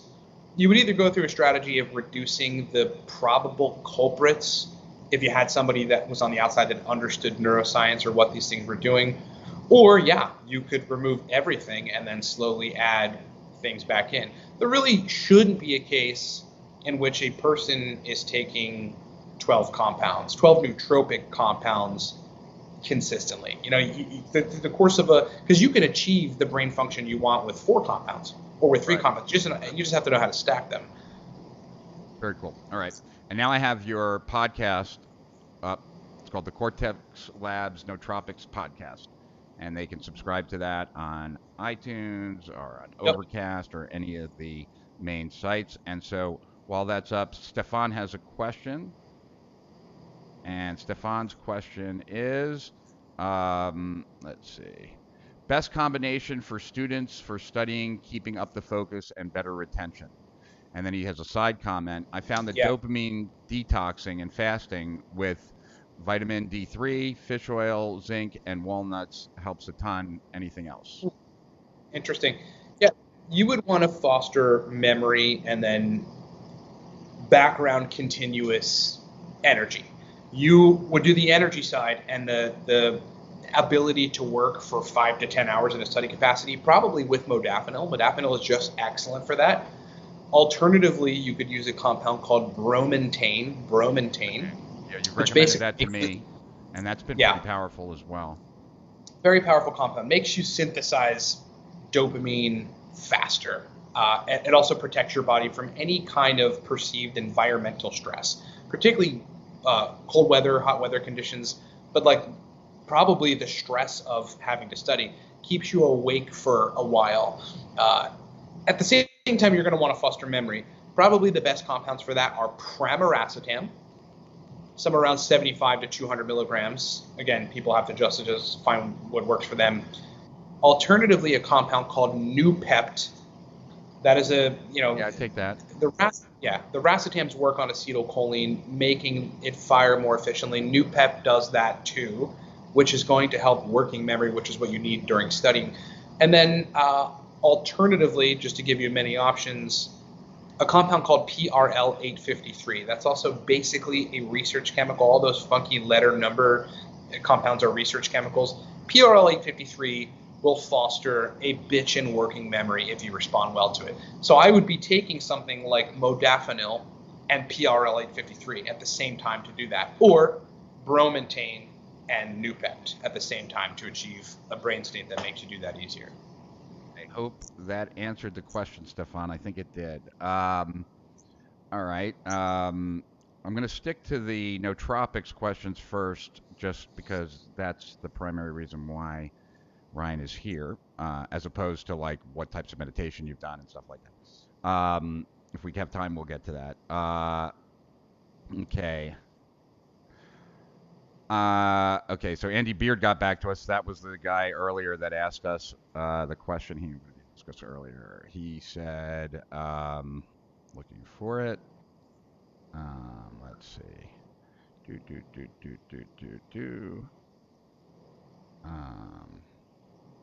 Where is it? Yeah, now of course I can't find it. Let's see. Oh, he'd be interested in the benefits, risks for severe anxiety that causes continual numbness and even epileptic symptoms. That was his first question. And then the follow-up was, what happened to me was classified as a nervous breakdown, depression by doctors, but the long-term effect is numbness that can cause even a total mental block. I went through neurosurgeons doing scans, psychiatrists, psychotherapists, hypnotists, 20 sessions with a chiropractor, and totally resetting my life for a year. The only partial success so far is homeopathy after 6 months. Interesting. So he's talking about a nerve damage problem. Okay. Mainly, right? Read the beginning part of it again. I know it's anxiety driven, but there was a couple critical elements I want to hear you say again. Okay. I am interested in the risks/benefits of nootropics with a damaged mind. What happened to me was classified as a nervous breakdown/depression by doctors, but the long-term effect is numbness that can cause even a total mental block. I went through neurosurgeons doing scans, psychiatrists, psychotherapists, hypnotists, 20 sessions with a chiropractor, and totally resetting my life for a year. The only partial success so far is homeopathy after 6 months. Yeah, I got it. Okay. So I would first have to define what he means by numbness. Does he mean that his left arm is numb, or does he mean he's emotionally numb? Because those are two different things. I would assume it would be the latter because he's talking about this in the context of depression. I don't know if he went on a depression medication, but what typically tends to happen with those is they flood the brain with serotonin. They tell the brain's feedback mechanisms that are supposed to control serotonin not to work anymore, so all this serotonin accumulates, and that inhibits the function and firing of dopamine. Yeah. It also messes with the region of the brain called the hypothalamus, which is responsible for pumping out certain hormones that allow you to feel Right. emotions. Yeah, I mean, it's very like common for people on SSRIs to kind of get stuck in this, like, no highs, no lows, just kind of very static. Some people will call that numbness and detached. Some people will call that at rest. Like, it just depends on how you see that and what your feeling is about it. I tend Totally. to, yeah, I'm on the same page, though. Yeah, look, that if it's that is a very complex system that I could a complex set of protocols you would have to engage for the next 3 to 6 months that I couldn't start to synthesize here for you. Right. To be general though, you would want to foster the function of dopamine. You would want to inhibit the function of serotonin. That's really what you would want to do. You would want to look at, as a general start, compounds like bromantine, compounds like dihexa, which is a massive repair agent. It's almost like nerve growth factor on steroids. You do want to be looking at stuff like that, but generally inhibit serotonin, foster dopamine, foster the hypothalamus's release of oxytocin. Those are your leads. Got it. That makes sense. Yep. All right, let's go to the next one. Yeah, let's see. I don't know if there's a question here. I think it is. I found that sometimes when I need to focus and do the work, I get this urge for fast food, sex / energy drink. Reminds me of the so-called realm of the hungry ghost, but a lighter version. So I sometimes eat pizza, then that feeling goes away, and I'm able to hustle and focus. Is that a dopamine thing? To me, it seems like it. I'm not sure. Interesting. Hard to say exactly what that is. I mean, it could be a blood sugar thing, frankly. It could be a necessity for salt. Hard to say. Honestly, it would be hard to try to couch it to a particular neurotransmitter system. Got it. When I used to do lots of all-nighters and would write for really long periods of time, I would get that same feeling, but I wouldn't get hungry really. I needed to do something other than the work, like be outside, play, and I needed to kind of get amped up. And as I was getting amped up, like kind of like a dog walking around its mat 10 times before it lies down, I got to kind of walk around my desk a bunch of times before I sit down and like finally get to work. Yeah, chemically that actually could be just an extra release of glutamate, in which case, if you're talking about nootropics, any kind of GABAergic would help. Lemon balm, for example, is a compound that inhibits an enzyme, let's just call it, that makes you make a little more GABA in the brain. And GABA would, if this is in fact what's happening, slow down the functioning of glutamate. It would chill you out to be able to work. Perhaps eating is somehow fostering the release of GABA, and that's why you get a resolution from it. Got it. All right, this is a pretty good question. Is there, let's see, and then after this I'll put up the other thing, so let's see here. Is there a one-size-fits-all nootropic? Is there a scientific way to determine what's good for me?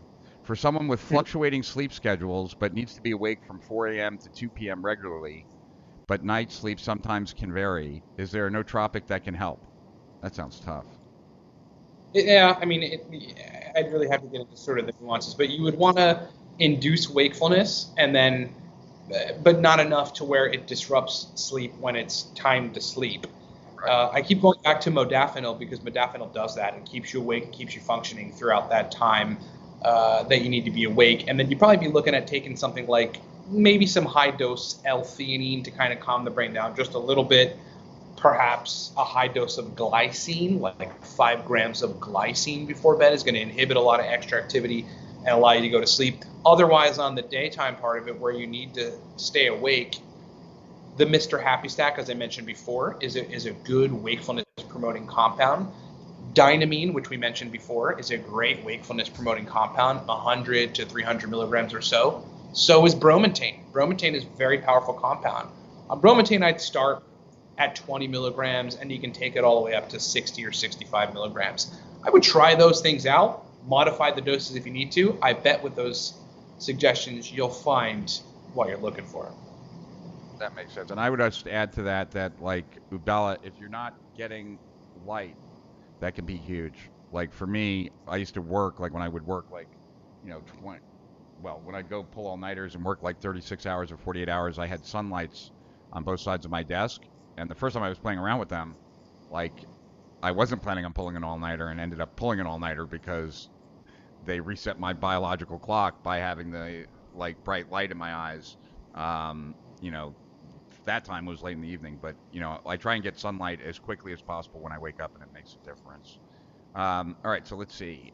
Here's one from Victor Oli. Okay, joined a little late. Thanks for putting this together. Fascinating stuff. Have you heard of cerebrolysin? It's like, yes, Cerebrolysin. Yeah. That Okay. as far as I can tell, I haven't personally experimented with it, but as far as I can tell, it is a neurogenesis agent. So it's going to make you make a bunch of new neurons, Oh, cool. Okay, and so probably try to strengthen the connections so, between those neurons. I haven't personally used it. It's on my list. uh-huh. I imagine there's a lot of anecdotals out there of people using it. So if this person wants to use it and kind of just wants some advice on it, go look through the anecdotals on the web. Google it. Google people's experiences with it. Go to Facebook and find Nootropics 2.0. Literally Nootropics and then 2.0. It's a forum that's pretty cool, less hostile than Reddit, with a lot of people doing a lot of experimentation, and you're bound to find some people that have used that compound. Here's what he says. Joined a little late. Thanks for putting this together. Fascinating stuff. Have you used cerebrolysin? Is that how you pronounce it? Essentially. Close enough. It has helped me in a huge way to get out of depression after the passing of a family member, and it might help other people who have not heard of it also. I find myself overstimulated almost daily to the point of sweating within the first 5 minutes of waking, racing thoughts that interrupt each other, and working memory issues. Any recommendations are appreciated. Would that, In addition to, is that what's doing that to him? The cerebrolysin? Do I think that that's causing his anxiety and working memory issues? Yeah. It said it's helped him get out of depression, but now I don't know if they're connected, but it seems like they are. Yeah, you bring up a good point, and who knows exactly what's going on, but it is plausible that he got an initial positive response from it and wanted to keep taking it thereafter, and that might have not been the right answer, right? For a lot of nootropics, you take them to target the system that you need to fix. Right. For a lot of them, some of them you just take to improve your performance acutely, but others you do that. The point at which that system feels fixed and it's continuously fixed, you cycle off of it and you're still functioning good in whatever capacity it is, you don't really need to bring it back in. And if you do, sometimes, especially if the dose is too high, it can induce other kinds of effects. Right. Like, it's almost like, if you were to hyper stimulate your muscle past the point where you were comfortable, you're going to run into some sort of side effects. And the brain is no different. So that could be what's happening. Got it. Okay, here's another question. And this also relates to something else you sell, which we've never even talked about. I just see it on your site, and I've seen you talk about it. I'm using Test Freak for more testosterone. Ingredients are fugreek tribulus. It's waking me up fresh, needing less sleep. I'm trying 30 days on, 30 days off. Is it too strong, and what do you think of it? I don't know. No, I don't think so. I think what you said was fenugreek is the major. The fenugreek is the major heavy-hitting compound in there. That's just going to give you some more free testosterone to work with. As far as I can tell, that's not going to downregulate your regular free test system, so you should be fine. I think cycling for good measure is smart, but otherwise that is a good, simple, seemingly safe combination. Got it. All right, so I'm just jumping to lots of good comments here, but I want to make sure that we answer people's questions. I think we've answered this, but maybe you want to just throw out one or two. What are the best nootropics for overcoming severe depression? Overcoming depression. Well, Severe. it is my belief that the medical establishment has depression a little skewed in that serotonin usually isn't the target, Right. or shouldn't be the target. Dopamine, however, should be the target, and in some sense, maybe mildly acetylcholine. Acetylcholine is focus and memory and processing speed and functionality. When all that stuff works better, you're as a byproduct less depressed because your brain works better. But the dopamine side is massively underrated. If you can get that system to function somewhat normally, you should behave kind of like you see people who just seem to get a bunch of shit done from 9 in the morning until midnight. People that are just like, they're always doing something, like, man, that person's a beast, super productive. Dopamine and acetylcholine are probably firing really, really well for that person. So on the depression side, if you could foster the function of acetylcholine, and you should look into the class of nootropics called racetams, which we've been talking about, to do that. And at the same time, you can foster the function of dopamine, and you could use the compound we talked about, Bromantine, as well as 9-MeBC to foster receptor function. You could use uridine, CDP, choline, all these compounds you need to go research. Because if you can make dopamine function well, you probably have a massive alleviation from your depression. Got it. All right. That's what I would say. I mean, also, I think great. it's important for people to recognize, like, you know, if anyone else has this affliction, energy baseline is a pretty critical role in keeping you happy. If you have an underlying adrenal hormone problem, as an example, adrenal hormone issues are defined as salt wasting. You urinate a lot of salt and water out. Your body can't control your blood sodium and your general hydration. You're going to be depressed because your energy is going to be crap.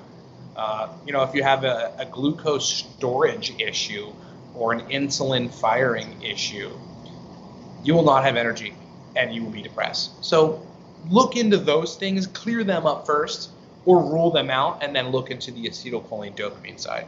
That makes sense. All right. So next question from Brandon Jeremy Cuke. Great topic. Just tuning in now. Curious to know what may help prevent insomnia, getting to sleep faster. My brain can't seem to turn off some days, even if I'm physically exhausted. Thanks for any insights. Yep. You would probably just want to target the GABA system. You would want to do it in a way that is safe long term. And quite honestly, this is going to sound super simple, but if you dose 200 to 500 milligrams of pretty much any magnesium supplement, magnesium is going to partially bind to the GABA A receptor, and that is going to foster the inhibition of some of those excessive chemicals that are manifesting as extra continuous thoughts at nighttime. So some magnesium would be used. Glycinate or thornate? What? Which one would you prefer, glycinate or thornate? Supposedly thornate breaks the blood-brain barrier better, but yeah, a little more bioavailable. In my experience, it doesn't make that much of a difference. Magnesium citrate is also fine. So you may have marginally better results with the more bioavailable stuff, but it's still going to affect GABA functioning if it's just regular magnesium citrate. Got it. Otherwise, potentially Glycine for him or no? What, glycine? Glycine? Yeah, I mean glycine can work for anyone if it jives well with your brain. 4 or 5 grams of glycine. But you probably want to look into the adaptogens for this. Ashwagandha at 1,000 milligrams an hour before bed. See if that helps. Go from there. Get stoned. That can help. Yeah, smoke some pot. Man. Kayvon asks, are there any nootropics that have any interference with over-the-counter testosterone boosters? Good question. No, not directly. That they're not going to mess with test at any capacity. Some nootropics have the ability to either make your libido better or worse, though, which you might think is testosterone, but really it's dopamine, serotonin mediated. So I would just say you shouldn't have a whole lot to worry about. Just don't continuously boost serotonin, and you should be fine. Got it. All right. So here's. Okay. So before I do that, all right. So that's the name of Ryan's podcast, the Cortex Labs Nootropic podcast. It's on the bottom there for you guys to see. By all means, you should subscribe to that podcast. He drops information all the time. And then I want to show your website too, and then answer a few more questions. So, Cool. livecortex.com. If Ryan had a landing page with a free PDF that he was giving away, I would be pushing you there so that you could get on Ryan's list. But he says he has a pop-up. It didn't come up for me. But if the pop-up comes up, get on Ryan's list. It's a cookie. It should pop up on the homepage, but you get a free book out of it. I mean, you get a pretty primer starter PDF that will give you a substantial amount of information on how to start benefiting from nootropics right on the homepage. And if they don't see it, is there an email address, like a support email address that they could just email to get on the list? Yeah, sure. Ryan@livecortex.com. Just send an email right to me, Ryan@livecortex.com. I'll forward it to the clerks and they'll get you in. All right, let me type that in real quick while you answer this question. So hold on. All right. Let's see where the hell is. Let me get rid of this. I'm just moving screens around here. Hold on a sec. Okay, I'm just going to read this one.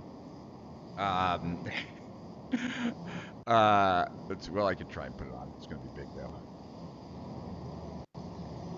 There we go. Yeah. All right. So here's the question. Your whole face is covered by it. Hey, Rich. Ken Foodie here. Thanks so much for doing this, brother. Ryan seems incredibly sharp. So glad to learn about him. I've been on 20 milligrams of Adderall 3 times a day since 2014. Obviously, not as great result this long in as it was at the beginning. Tried Onnit, Total Human, and Alpha Brain while on Adderall, but didn't notice anything. Obviously, yeah, you wouldn't. Would love to get off them ASAP, but also in desperate need of replacing it with solutions to increase my daily performance to match my naturally given horsepower. I would recommend, just based on the effect that it had on me, like the 9-ME-BC, and like I started taking it, one, because I just wasn't in a good place mentally, and then like there was also a shortage of Adderall, and since that I've now gotten, like, the shortage has been taken care of. I have Adderall and I haven't really been taking it because I haven't needed it, haven't felt like taking it, like, because the 9-ME-BC is just doing such a good job. So you could try, like, based on my experience, and then Ryan, you tell me if I'm saying anything out of school, because obviously I'm just parroting advice you gave me. But that I would get some 9-ME-BC, take it. Ryan had me take 40 milligrams, but I'm kind of a tank when it comes to pretty much everything. It takes a lot for my body to move, so I don't know. Would you suggest the same or less, or? And I would suggest that he start taking that like day one, see how he feels. Don't take the Adderall, see if he needs it, Yep. And then if he doesn't need it, great. And if he does need it, take maybe 10 milligrams 3 times a day and see what that, right? Something like that. Yeah. I mean, I would suggest something pretty similar. The choice is the users on whether or not they want to taper or whether or not they just want to completely remove the Adderall. If they're like you and they don't have particularly bad side effects from removing the Adderall, then that's good.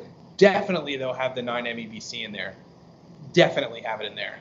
It's just going to help to reverse the damage that Adderall did, which is down-regulating the receptors. It'll make the receptors work better. At the same time, though, you should foster the synthesis of regular dopamine from things that you get in your diet that contain building blocks to dopamine. And you can do that with Bromantine, the compound that we talked about before. 20 to 40 milligrams of Bromantine a day, 30 to 50 milligrams of 9-ME-BC a day. I would do that 5 days a week for 30 days and then cycle off for 2 weeks. You'll probably have a resolution to your issue right then and there. And are you still, Science.bio is the best place for it? Yeah, Science.bio is the best place for Bromantine as far as I know, as well as 9-ME-BC. Yeah, they just have pure products and they ship right away. Ryan at cortexlabs.com?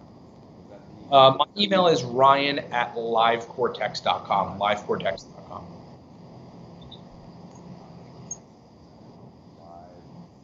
Like LIVE, right? CRTX. Yep. I made it live complex. That's fine.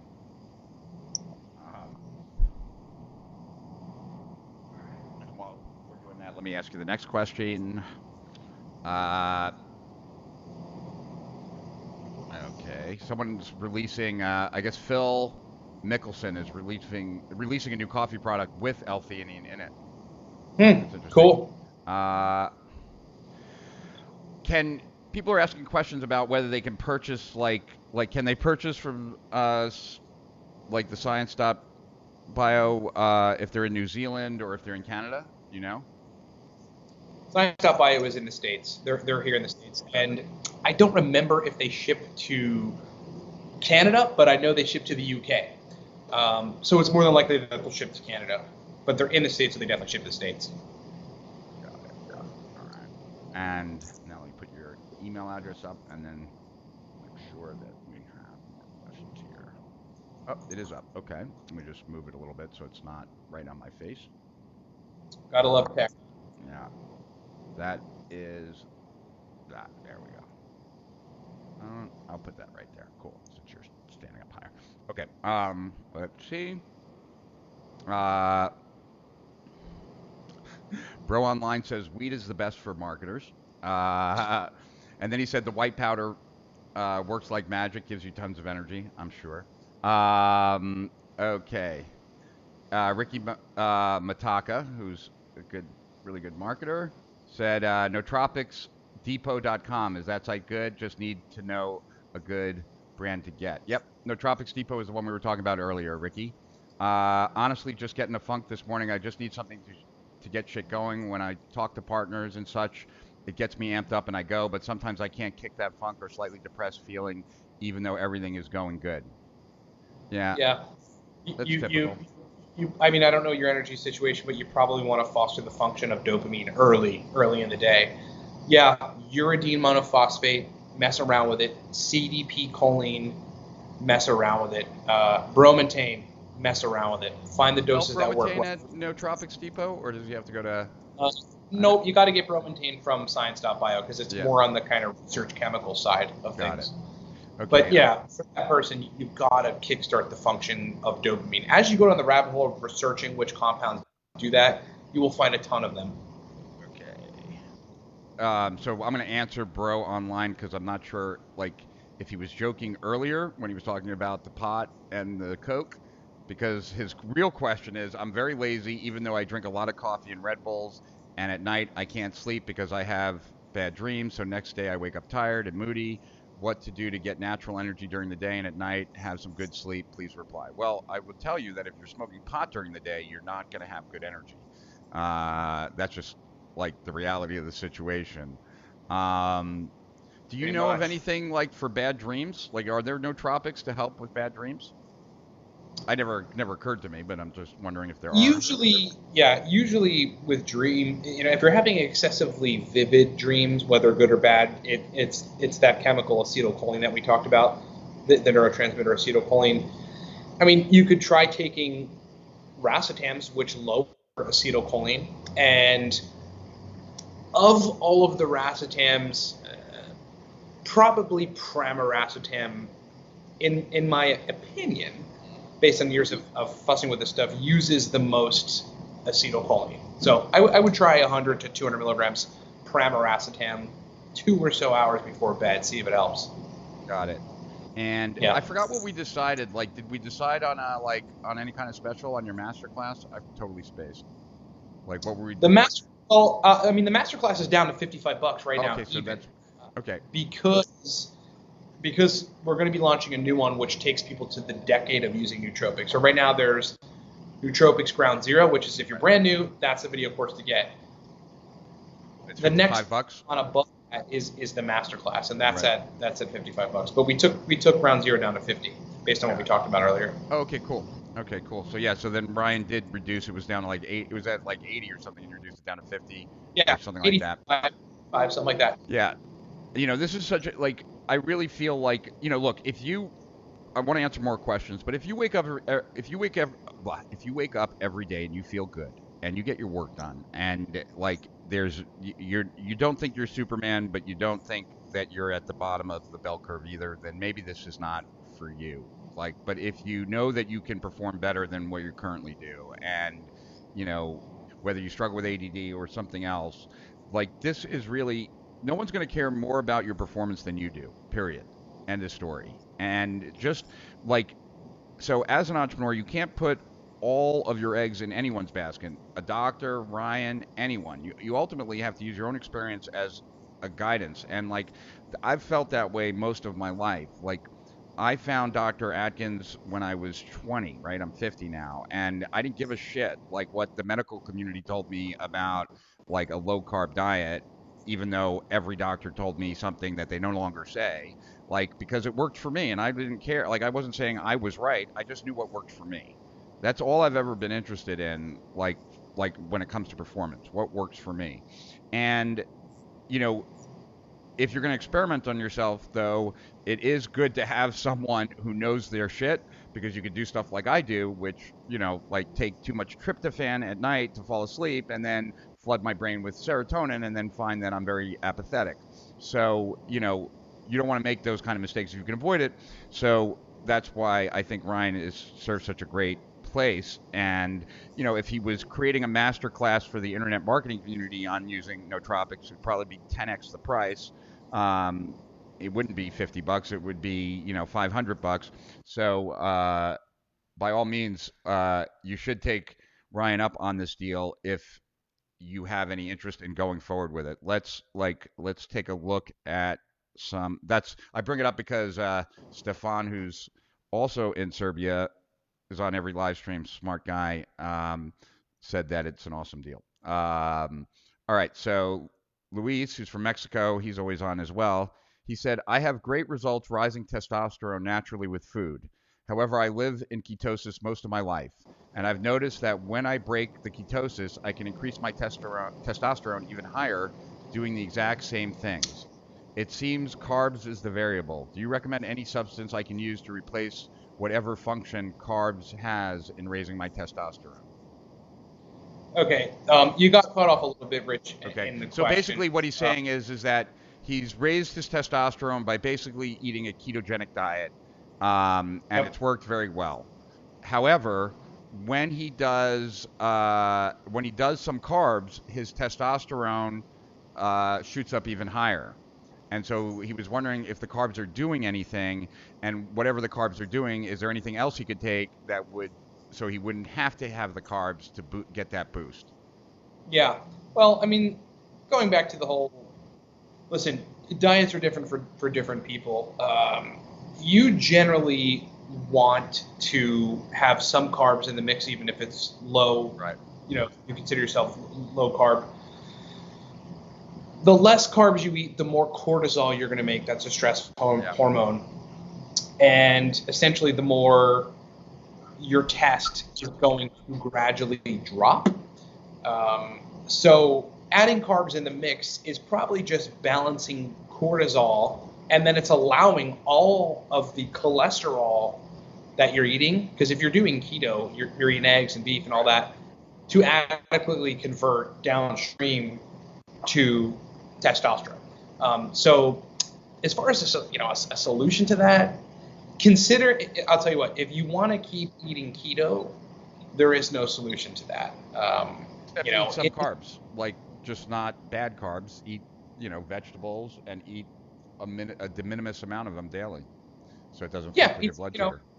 Eat some carbs, perhaps just a little bit less of the cholesterol-centered foods. Not because I'm worried about your heart, but that's the master building block to test. So you're getting a lot of that in, so you're making all this tests, and that's great. But if you bring in carbs, then you're gonna lower cortisol, which is good, and then you're gonna raise test still. So maybe just remove a little bit of the beef and eggs, keep a lot of it in, but just remove some of it, because you're technically talking about having a lot of precursor to testosterone right there. Got it. All right. Ubdala wants to know what's your opinion on Qualia. Qualia, Okay, well, I think they have a couple different formulations, but I can tell you first what the anecdotal is, so what people's experiences are, and then what I think about it. First of all, whoever founded the company and put it all together, props to them, because launching a product is fucking hard, and it takes a lot of thinking and a lot of research, and in most cases, a long time, so props to them. Secondly, I would say people's experiences usually are it gives them pretty good brain function for either the first couple days or for a week or two, at which point they start to get tired from taking it. I'll get to why. Qualia is, now here's my opinion. Qualia is a supplement that sort of just came onto the nootropic scene in the last, I guess, 3 or so years, possibly a little. Is it Ben Greenfield's? Is that his? No, he endorses it. It seems like I think he promotes it, endorses it, or whatever. But my opinion is I do not think the founders were very versed in stacking correctly, because the choline side of things in that stack is very high. It would put most type A people that are already choline dominant mentally into choline overload, and that's going to make you tired and give you lethargy, and that's what people experience with that stack. So I think in the proper cycling strategy, it would be a good stack. Once or twice a week, cycle off for 3-4 days. Maybe take modafinil or something that focuses on dopamine otherwise. Props to them again for making a supplement. It's just a lot of compounds put together in sort of random quantities that don't really make a whole lot of sense to me. It could work great for you, but that's my take on it. Got it. Okay, so this one is from Victor Oli. He's the one that asked about cerebrolysin. How do I pronounce it? I think that's it. Okay. I think it's pretty close. I have a hard time pronouncing the overstimulation. Okay, so here's his question. It's going to cover the screen. Let's see. We got a few more minutes here. The overstimulation I was asking about earlier was unrelated to cerebrolysin. I'm no longer using it as a separate issue. I've been feeling overstimulated for years, where I feel my body activating my sympathetic nervous system, going into fight or flight mode in the morning, sweating hands, and overexcitement as soon as I start thinking of my plans for the day. It comes across as ADD-like symptoms, with thoughts interrupting each other, overthinking, difficulty with focus, and working memory. It does sound like he's overstimulated, like at least from the layperson. I'm looking for a calm and clear focus. Any suggestions are welcome. Used to play around with self-medicating weed to calm down, but I've cut that off due to negative something. Yeah, sort of negative effect. Well, I mean, you're either dealing with, and again, I would have to ask a lot of questions, probe a little more to find out exactly what's going on, but you're more than likely or probably dealing with an over-functioning thyroid gland, because that'll make you feel exactly how you feel. So maybe get some thyroid tests ran and determine whether or not you are hyperthyroid, because if you are, you're going to feel like that. If it isn't that, then you just need to foster the functioning of GABA. You can do that with magnesium. You can do that with a compound called lemon balm. You can do that with a compound called Phenoracetam. And you can also do that with a compound called taurine, or a more bioavailable version of it called homotaurine. You want to focus on the GABA side. If it's GABA, how anxiety typically works is you have glutamate and GABA. They're kind of at odds with each other. Glutamate firing in excess, gonna make you anxious. GABA, if it's working correctly, tones down the function of glutamate so that you can think clear and you're not ran by that, by anxiety, right? So you want to foster the functioning of GABA in this case. And if it isn't that, you could be hyperthyroid for some reason, whether it's your diet or your genetics or something. I had that looked at. That makes sense.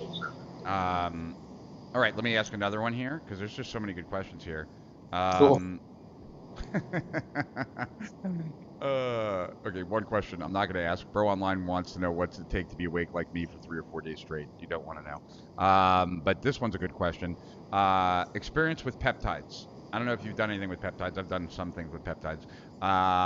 For nootropic purposes or otherwise, including, and now I don't know these, BBC 157, CMAX, SEMAX, Selank, SELANK, etc.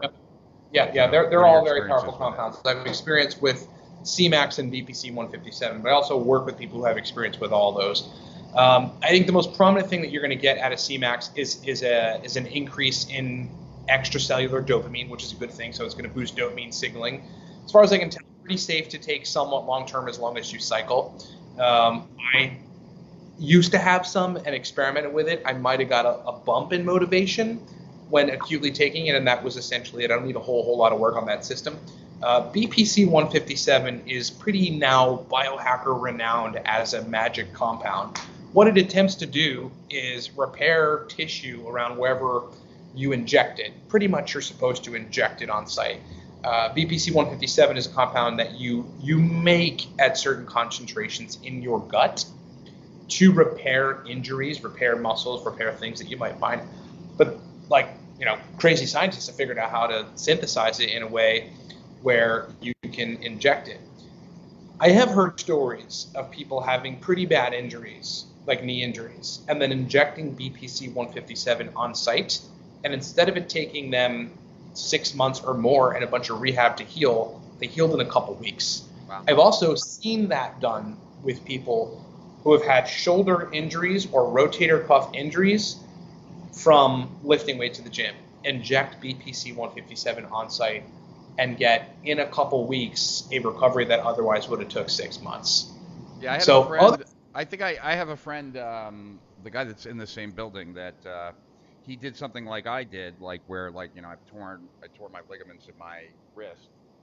I had to have surgery, but he did BPC and had it and he did infrared light. He did all these kinds of things to avoid doing surgery, and it healed. I was kind of blown away by it. But, that is awesome. That right there is biohacking, man. I mean, I love it. And so what do you so I've just gotten to the bottom of the questions. There's a ton of comments that I didn't pop up. And we put Ryan's email address where you can email. Oh, I put a slash as opposed to .com, so let me just fix that. But because other people said that the pop-up didn't go up for them, some people said it did. So okay. But if you don't see the pop-up and you want to get on Ryan's list, just email that, Ryan@livecortex.com. Yeah, or go to your, if you're on a laptop, go to your phone to livecortex.com. You should see the pop-up. If not, clear your cache, clear your browser cache, try it again, and you can opt into it. And worst case scenario, just email Ryan. And check out his YouTube channel, subscribe to his YouTube channel, check out his podcast. You should really stay up to date. Your brain is like your number one asset in your business, and if you can increase its performance, you'll increase your business's performance. What are you most excited about these days? Of what you've heard? Yeah, anything that you're playing around with right now, anything that any new things that most people haven't heard of yet that you think they will be. Just, you're more plugged into this obviously than anyone who's here. Just interested in what you see on the horizon and what has you excited. I can tell you a cool thing that I have gotten into for various purposes recently is oxytocin. This is just a nasal spray of oxytocin. Oxytocin is a hormone that your hypothalamus pumps out, which increases the sensitivity of your orgasm, so it makes you climax and feel it more. But it is also a love hormone. I mean, you release a little bit of it when you hug people for more than 20 seconds. It's the kind of hormone that when you're interacting with people, you are able to connect with them better. So that's one thing that I've been experimenting with. This stuff comes in 12 IUs per spray. You can take up to probably 70 IUs a day. Again, it should be cycled, but 4 or 5 sprays of this, and I do actually notice a difference in the way that I perceive other people's emotions, which is good for relationships. So this has been a super interesting kind of neurohacking adventure that I've gone on, messing with oxytocin. I actually found that on eBay, and it is oxytocin, surprisingly. It's called OxyPure. So that's one thing. As far as where my interests are, they are in a lot of things. General baseline energy, I focus a lot on. Optimizing electrolyte function is something that I think is way underrated, that people don't fully understand, that if they did it, they would feel better 80% more of the day than they do now, just by having a little more sodium in the mix. or by catalyzing some chemical optimization to make electrolytes function better. A friend of mine named Lucas turned me on to a homeopathic remedy called phosphorus 30C. And when I take that stuff, which is very infrequently because it has a very long half-life, I feel better. And it is an electrolyte modifying or optimizing compound. Phosphorus is. You need it. It catalyzes a lot of function in brain cells. So that's one thing. But on the side of what I'm really, really focusing on and interested in right now is a syndrome called PSSD, and that is stands for post-SSRI sexual dysfunction. It's when people take Prozac, Lexapro, sertraline, all the SSRIs, major SSRIs, and as men, their junk stops working. They stop feeling it, and they have massive anhedonia, which is the inability to feel pleasure from anything. That is a very complex system mechanistically and neurologically. Largely, it is in the brain. The issue is in the brain. And I have been recruited from men all around the world to work on this because I'm in neurohacking for so long. People started coming to me 3 years ago. I have this persisting issue after stopping an antidepressant. Can you help me? It took my life over. It still is a big part of my life. I'm researching it every day. I'm trying to construct a formulation that is a resolution stacked to it. I've already achieved resolution in clients that have it. It's very difficult because the syndrome is very persistent, but there's a lot more work to do. And so that has pretty much taken a good bit of my time and is my top interest right now. Interesting. And you have... It's heavy stuff. What's that? It's heavy stuff, man. Yeah, that is heavy stuff. And you also have a program on testosterone, right? Yep, got a program. And what, test. Yep, got a program. And what inspired you to do that, out of curiosity?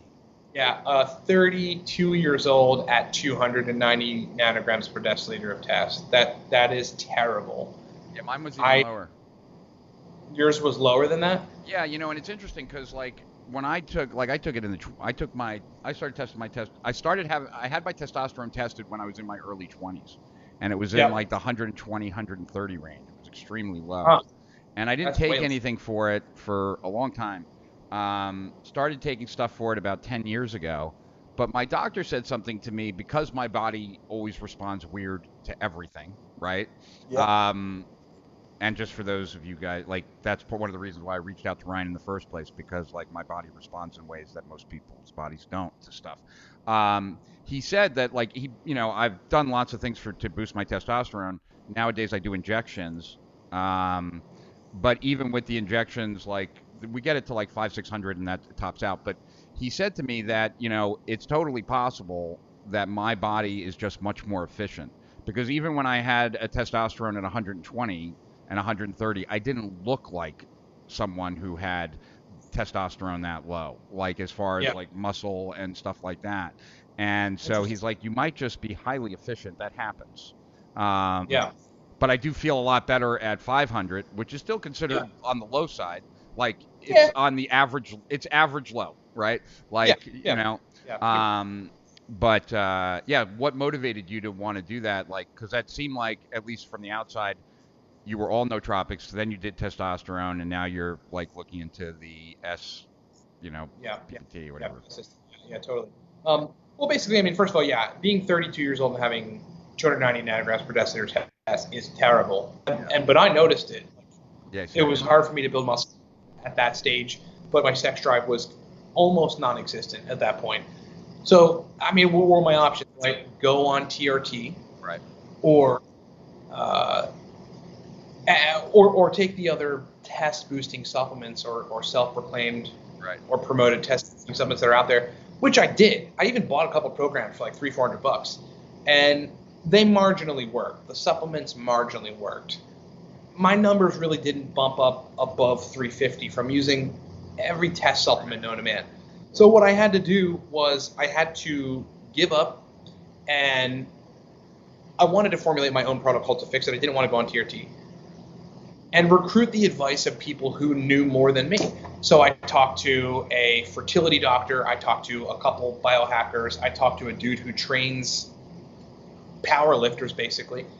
And I talked to some hormone doctors on what they think on the natural side really actually does foster free tests and then total test boosts. Took the combination of their advice and put it in a protocol, first on me, then on test men for free, so men that were essentially guinea pigs for free, and then created a paid service once we realized it worked. Like, I took my numbers to 850 from 290. It took me about 8 months to do that, and a lot of the other experimentation was involved that have, again, marginally got me results. But that is a big fucking jump. Huge jump. Did you have to eliminate things, or was it just all additional things? Like, I've heard that marijuana reduces, like, your testosterone levels, right? There's a whole bunch of things that reduce your testosterone levels. Yeah. I had to eat a little more complex carbohydrates to balance cortisol. At that time, I was probably overfiring cortisol a little bit. Mostly, though, it is things that I added, and really effective things. A friend of mine who I mentioned before, his name is Lucas, who's a super awesome biohacker. I think his site is ergogenic.health. Ergogenic Health. Guys should check him out. He told me about a chemical called Cistanche, C-I-S-T-A-N-C-H-E, Cistanche. And turns out that the enzymes responsible for test production that reside in the testicles can be upregulated. And if you make them work better, which you can do with Cistanche, you make more test. But in a more substantial way than any test boosting supplement that's out there, which mostly focuses on free tests. A lot of those supplements they're not that effective. So Cistanche, it's an earthy powder. You put it in water 3 times a day. I would recommend probably a teaspoon 3 times a day. And giving it time to do its work, you will raise your total test, so long as there's not a bunch of things that are causing you to have super low test. The other thing was a fertility doctor, a woman that's a fertility doctor. Her job is to improve guys' sperm motility and raise their test. She gives them nothing else but the suggestion to take a 660 nanometer infrared red light and shine it on their balls for 10 minutes a night. And I'm like, I was a little skeptical in the beginning, but then she's like, okay, I'll email you the numbers before they did it and after they did it. And you had guys going from 300 to 500, you guys going from 500 to 800. You had guys that were trying to take it to 1100 go from 750 to about 1,000. Like, that's crazy. Yeah, Turns out infrared red light therapy is basically just hyper optimizing sunlight energy turnover inside of the Leydig cells, which are test producing inside the testicles. It's fucking awesome. Yeah, I actually, when I was going to this place in Manhattan called Hacked, it's a biohackers like gym, right? They have like everything, and there's another one. What's the other one called? I forget. I'm drawing a blank right now. But they had a whole Juve system set up. Like, and so I used to use it, and I met a lot of people there that were sent by their doctors, men, to increase their for pregnancy purposes, like to increase their sperm count. And when I heard that, I started asking some of the people that were sent by their doctor, and they were saying, yeah, it increases your testosterone. So as soon as I heard that, I bought one. I bought it. Cool. I bought mine from China though, like on Alibaba. Bought this way I could buy big panels for 1,000 that were 660 and 880 or 840. I don't remember which. So you have the red light plus the infrared light. Because I've just heard so many good things about it. Like the testosterone thing was just like the final straw on top of the camel's back. And I started. Right now ours is in the Hamptons, but I'll be bringing it down here September 1st. So this is my final question to you. All right. What is a question that I should have asked that I didn't, or that you were hoping that you got from everyone that you didn't, that you felt like the answer could make a big impact, if there's anything like that? Good question. I would say probably the most important thing for people to realize is that through the experimentation of using nootropics to make your brain work better for business, don't give up easily, because you're going to have to experiment with a lot of different iterations of a stack that you put together. You put a combination of things together in certain milligram quantities. You respond well, but it could be better. You might need to add 20 milligrams to just one of them. Or you take a stack and you end up feeling some energy for the first hour, and then you have like lethargy for the next 2 hours. You might just need to remove one of the compounds, or reduce rather one of the compounds, 40 milligrams. Just know that this process of using nootropics to make your brain function better is a process that requires a lot of adjusting for most people. Now look, you'll hit the nail on the head with a lot of compounds in the first dose, likely. And that's good. And that does happen for some people. But if you don't, you have to adjust the compounds in milligram quantities to reach your sweet spot. Everybody has a sweet spot on every compound. That would be the most important things for people to take away. And on those, but you said something during this live stream that I think was really important. So I just want to follow up on that. That's very much related to what you just said.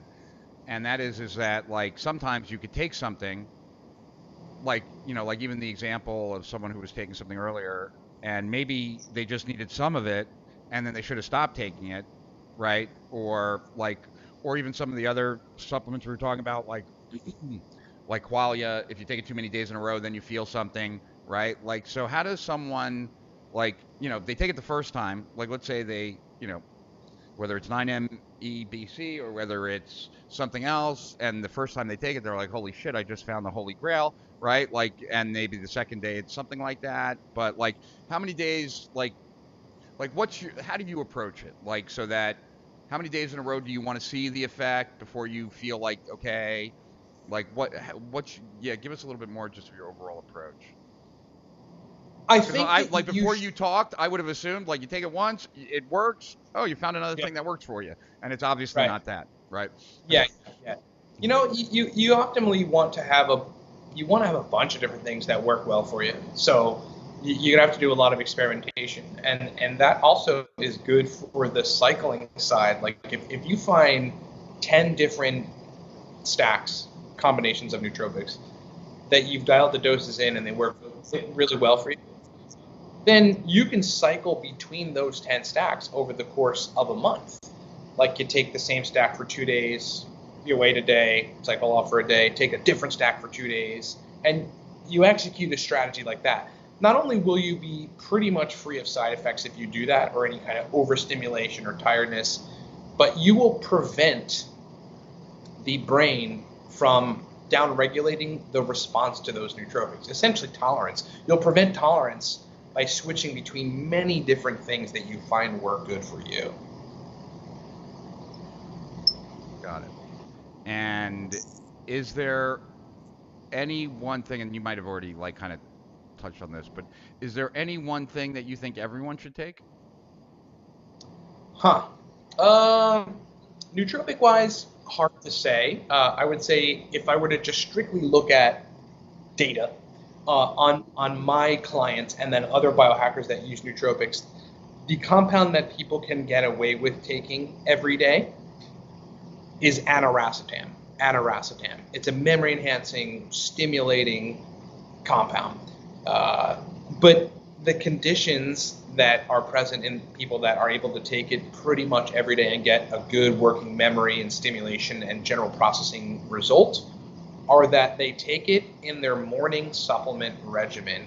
And in that morning supplement regimen includes a B complex. B vitamins are pretty critical for general neurotransmitter function, but neurotransmitter regulation. And in most cases, they optimize the function of nootropics. The dose for most people is between 400 and 500 milligrams of Aniracetam. So they wake up, take vitamin D, like yerba mate, drink some coffee, whatever else they do, but they take a B complex and they take 400 or 500 milligrams of Aniracetam. And a lot of folks get a good functional brain for the first 3-4 hours of their day. And is it Aniracetam was first, right? Of the racetams? No, Piracetam. Piracetam was the first. So is Aniracetam stronger than Piracetam? Or essentially, yeah. I mean, and it's doing slightly different things. Yeah. They're all fostering efficient use of acetylcholine, which is going to make you have better memory and focus and sometimes verbal fluency. But Aniracetam is doing it in the hippocampus, which is a memory-centered region of the brain. It's telling the hippocampus to pump out more of that chemical, acetylcholine, and you get better memory from it, both long-term and working memory, but more of the ability to hold things in memory. It's also stimulating a subtype of the glutamate receptor, or of the glutamate neurotransmitter, one of the receptors. It's called the AMPA receptor. And when you modify that receptor, as Aniracetam does, you get a very light but noticeable stimulation to want to do work. So it's very powerful in both of those regards. So, but if that's different than piracetam, which improves blood flow to the brain and stimulates choline receptors, cholinergic receptors, and then you get a focus and memory benefit from it.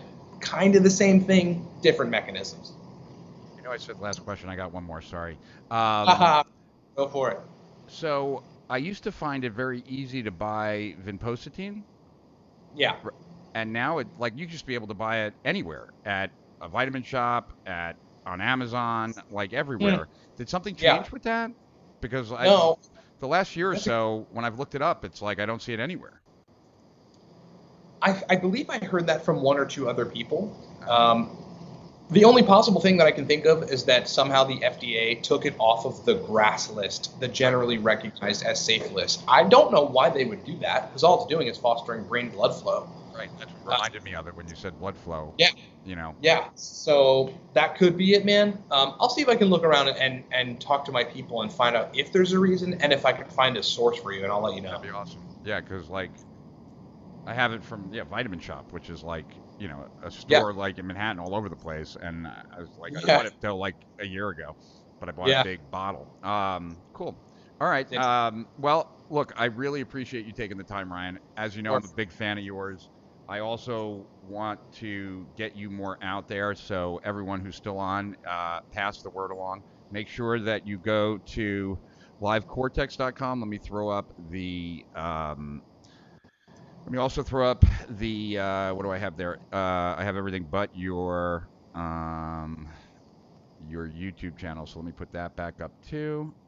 And we got to get you a subscription to Steal Our Winners, so I'm going to have to gift you that so that you have some of the tactics that are so effective that I'm sitting up just because like we have 3 levels of the YouTube, we have your email, and we have the Live Cortex. So yeah, man, I'm going to have you back. I'm sure of it. For those of you who bought the mystery box, the booklet on Nootropic stacks for entrepreneurs was written by Ryan. So you already have seen some of his work, and I know some of you have bought the mystery box. So you at least have that knowledge. And as always, I will post this to the Facebook group, and I will also post it to YouTube like you guys asked me to.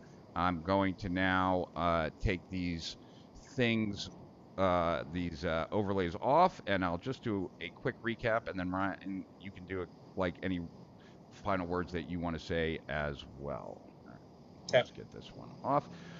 All right, so just a quick recap here. What we were talking about today was nootropics, and the idea is it's just like an athlete at the end of the day is like paid based on their physical performance. You as an entrepreneur, at the end of the day, your business is a reflection of your mental performance. And so if athletes use steroids, what do entrepreneurs use that's the equivalent, right? What gives them that performance enhancement edge? And nootropics are that thing. And I had to, just to get personal here for a second, like I had to make a decision when my daughter was struggling. I won't say which one, so it'll be somewhat anonymous.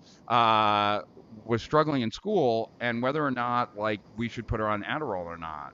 And it's a really tough question as a parent when your child is telling you that they're having problems focusing, they're struggling, and they're falling behind. You want them to go to a good college, etc. Like I ended up like talking to my doctor quite a bit about it, and he was like, at the end of the day, I don't see anything wrong with it. Like if she just uses it when she needs to, it's like a performance enhancement drug. Like you want her competing with people that have it and she doesn't, because you bet your bottom dollar that there are kids out, they go to expensive private schools that are on that, and they're competing for spots in colleges.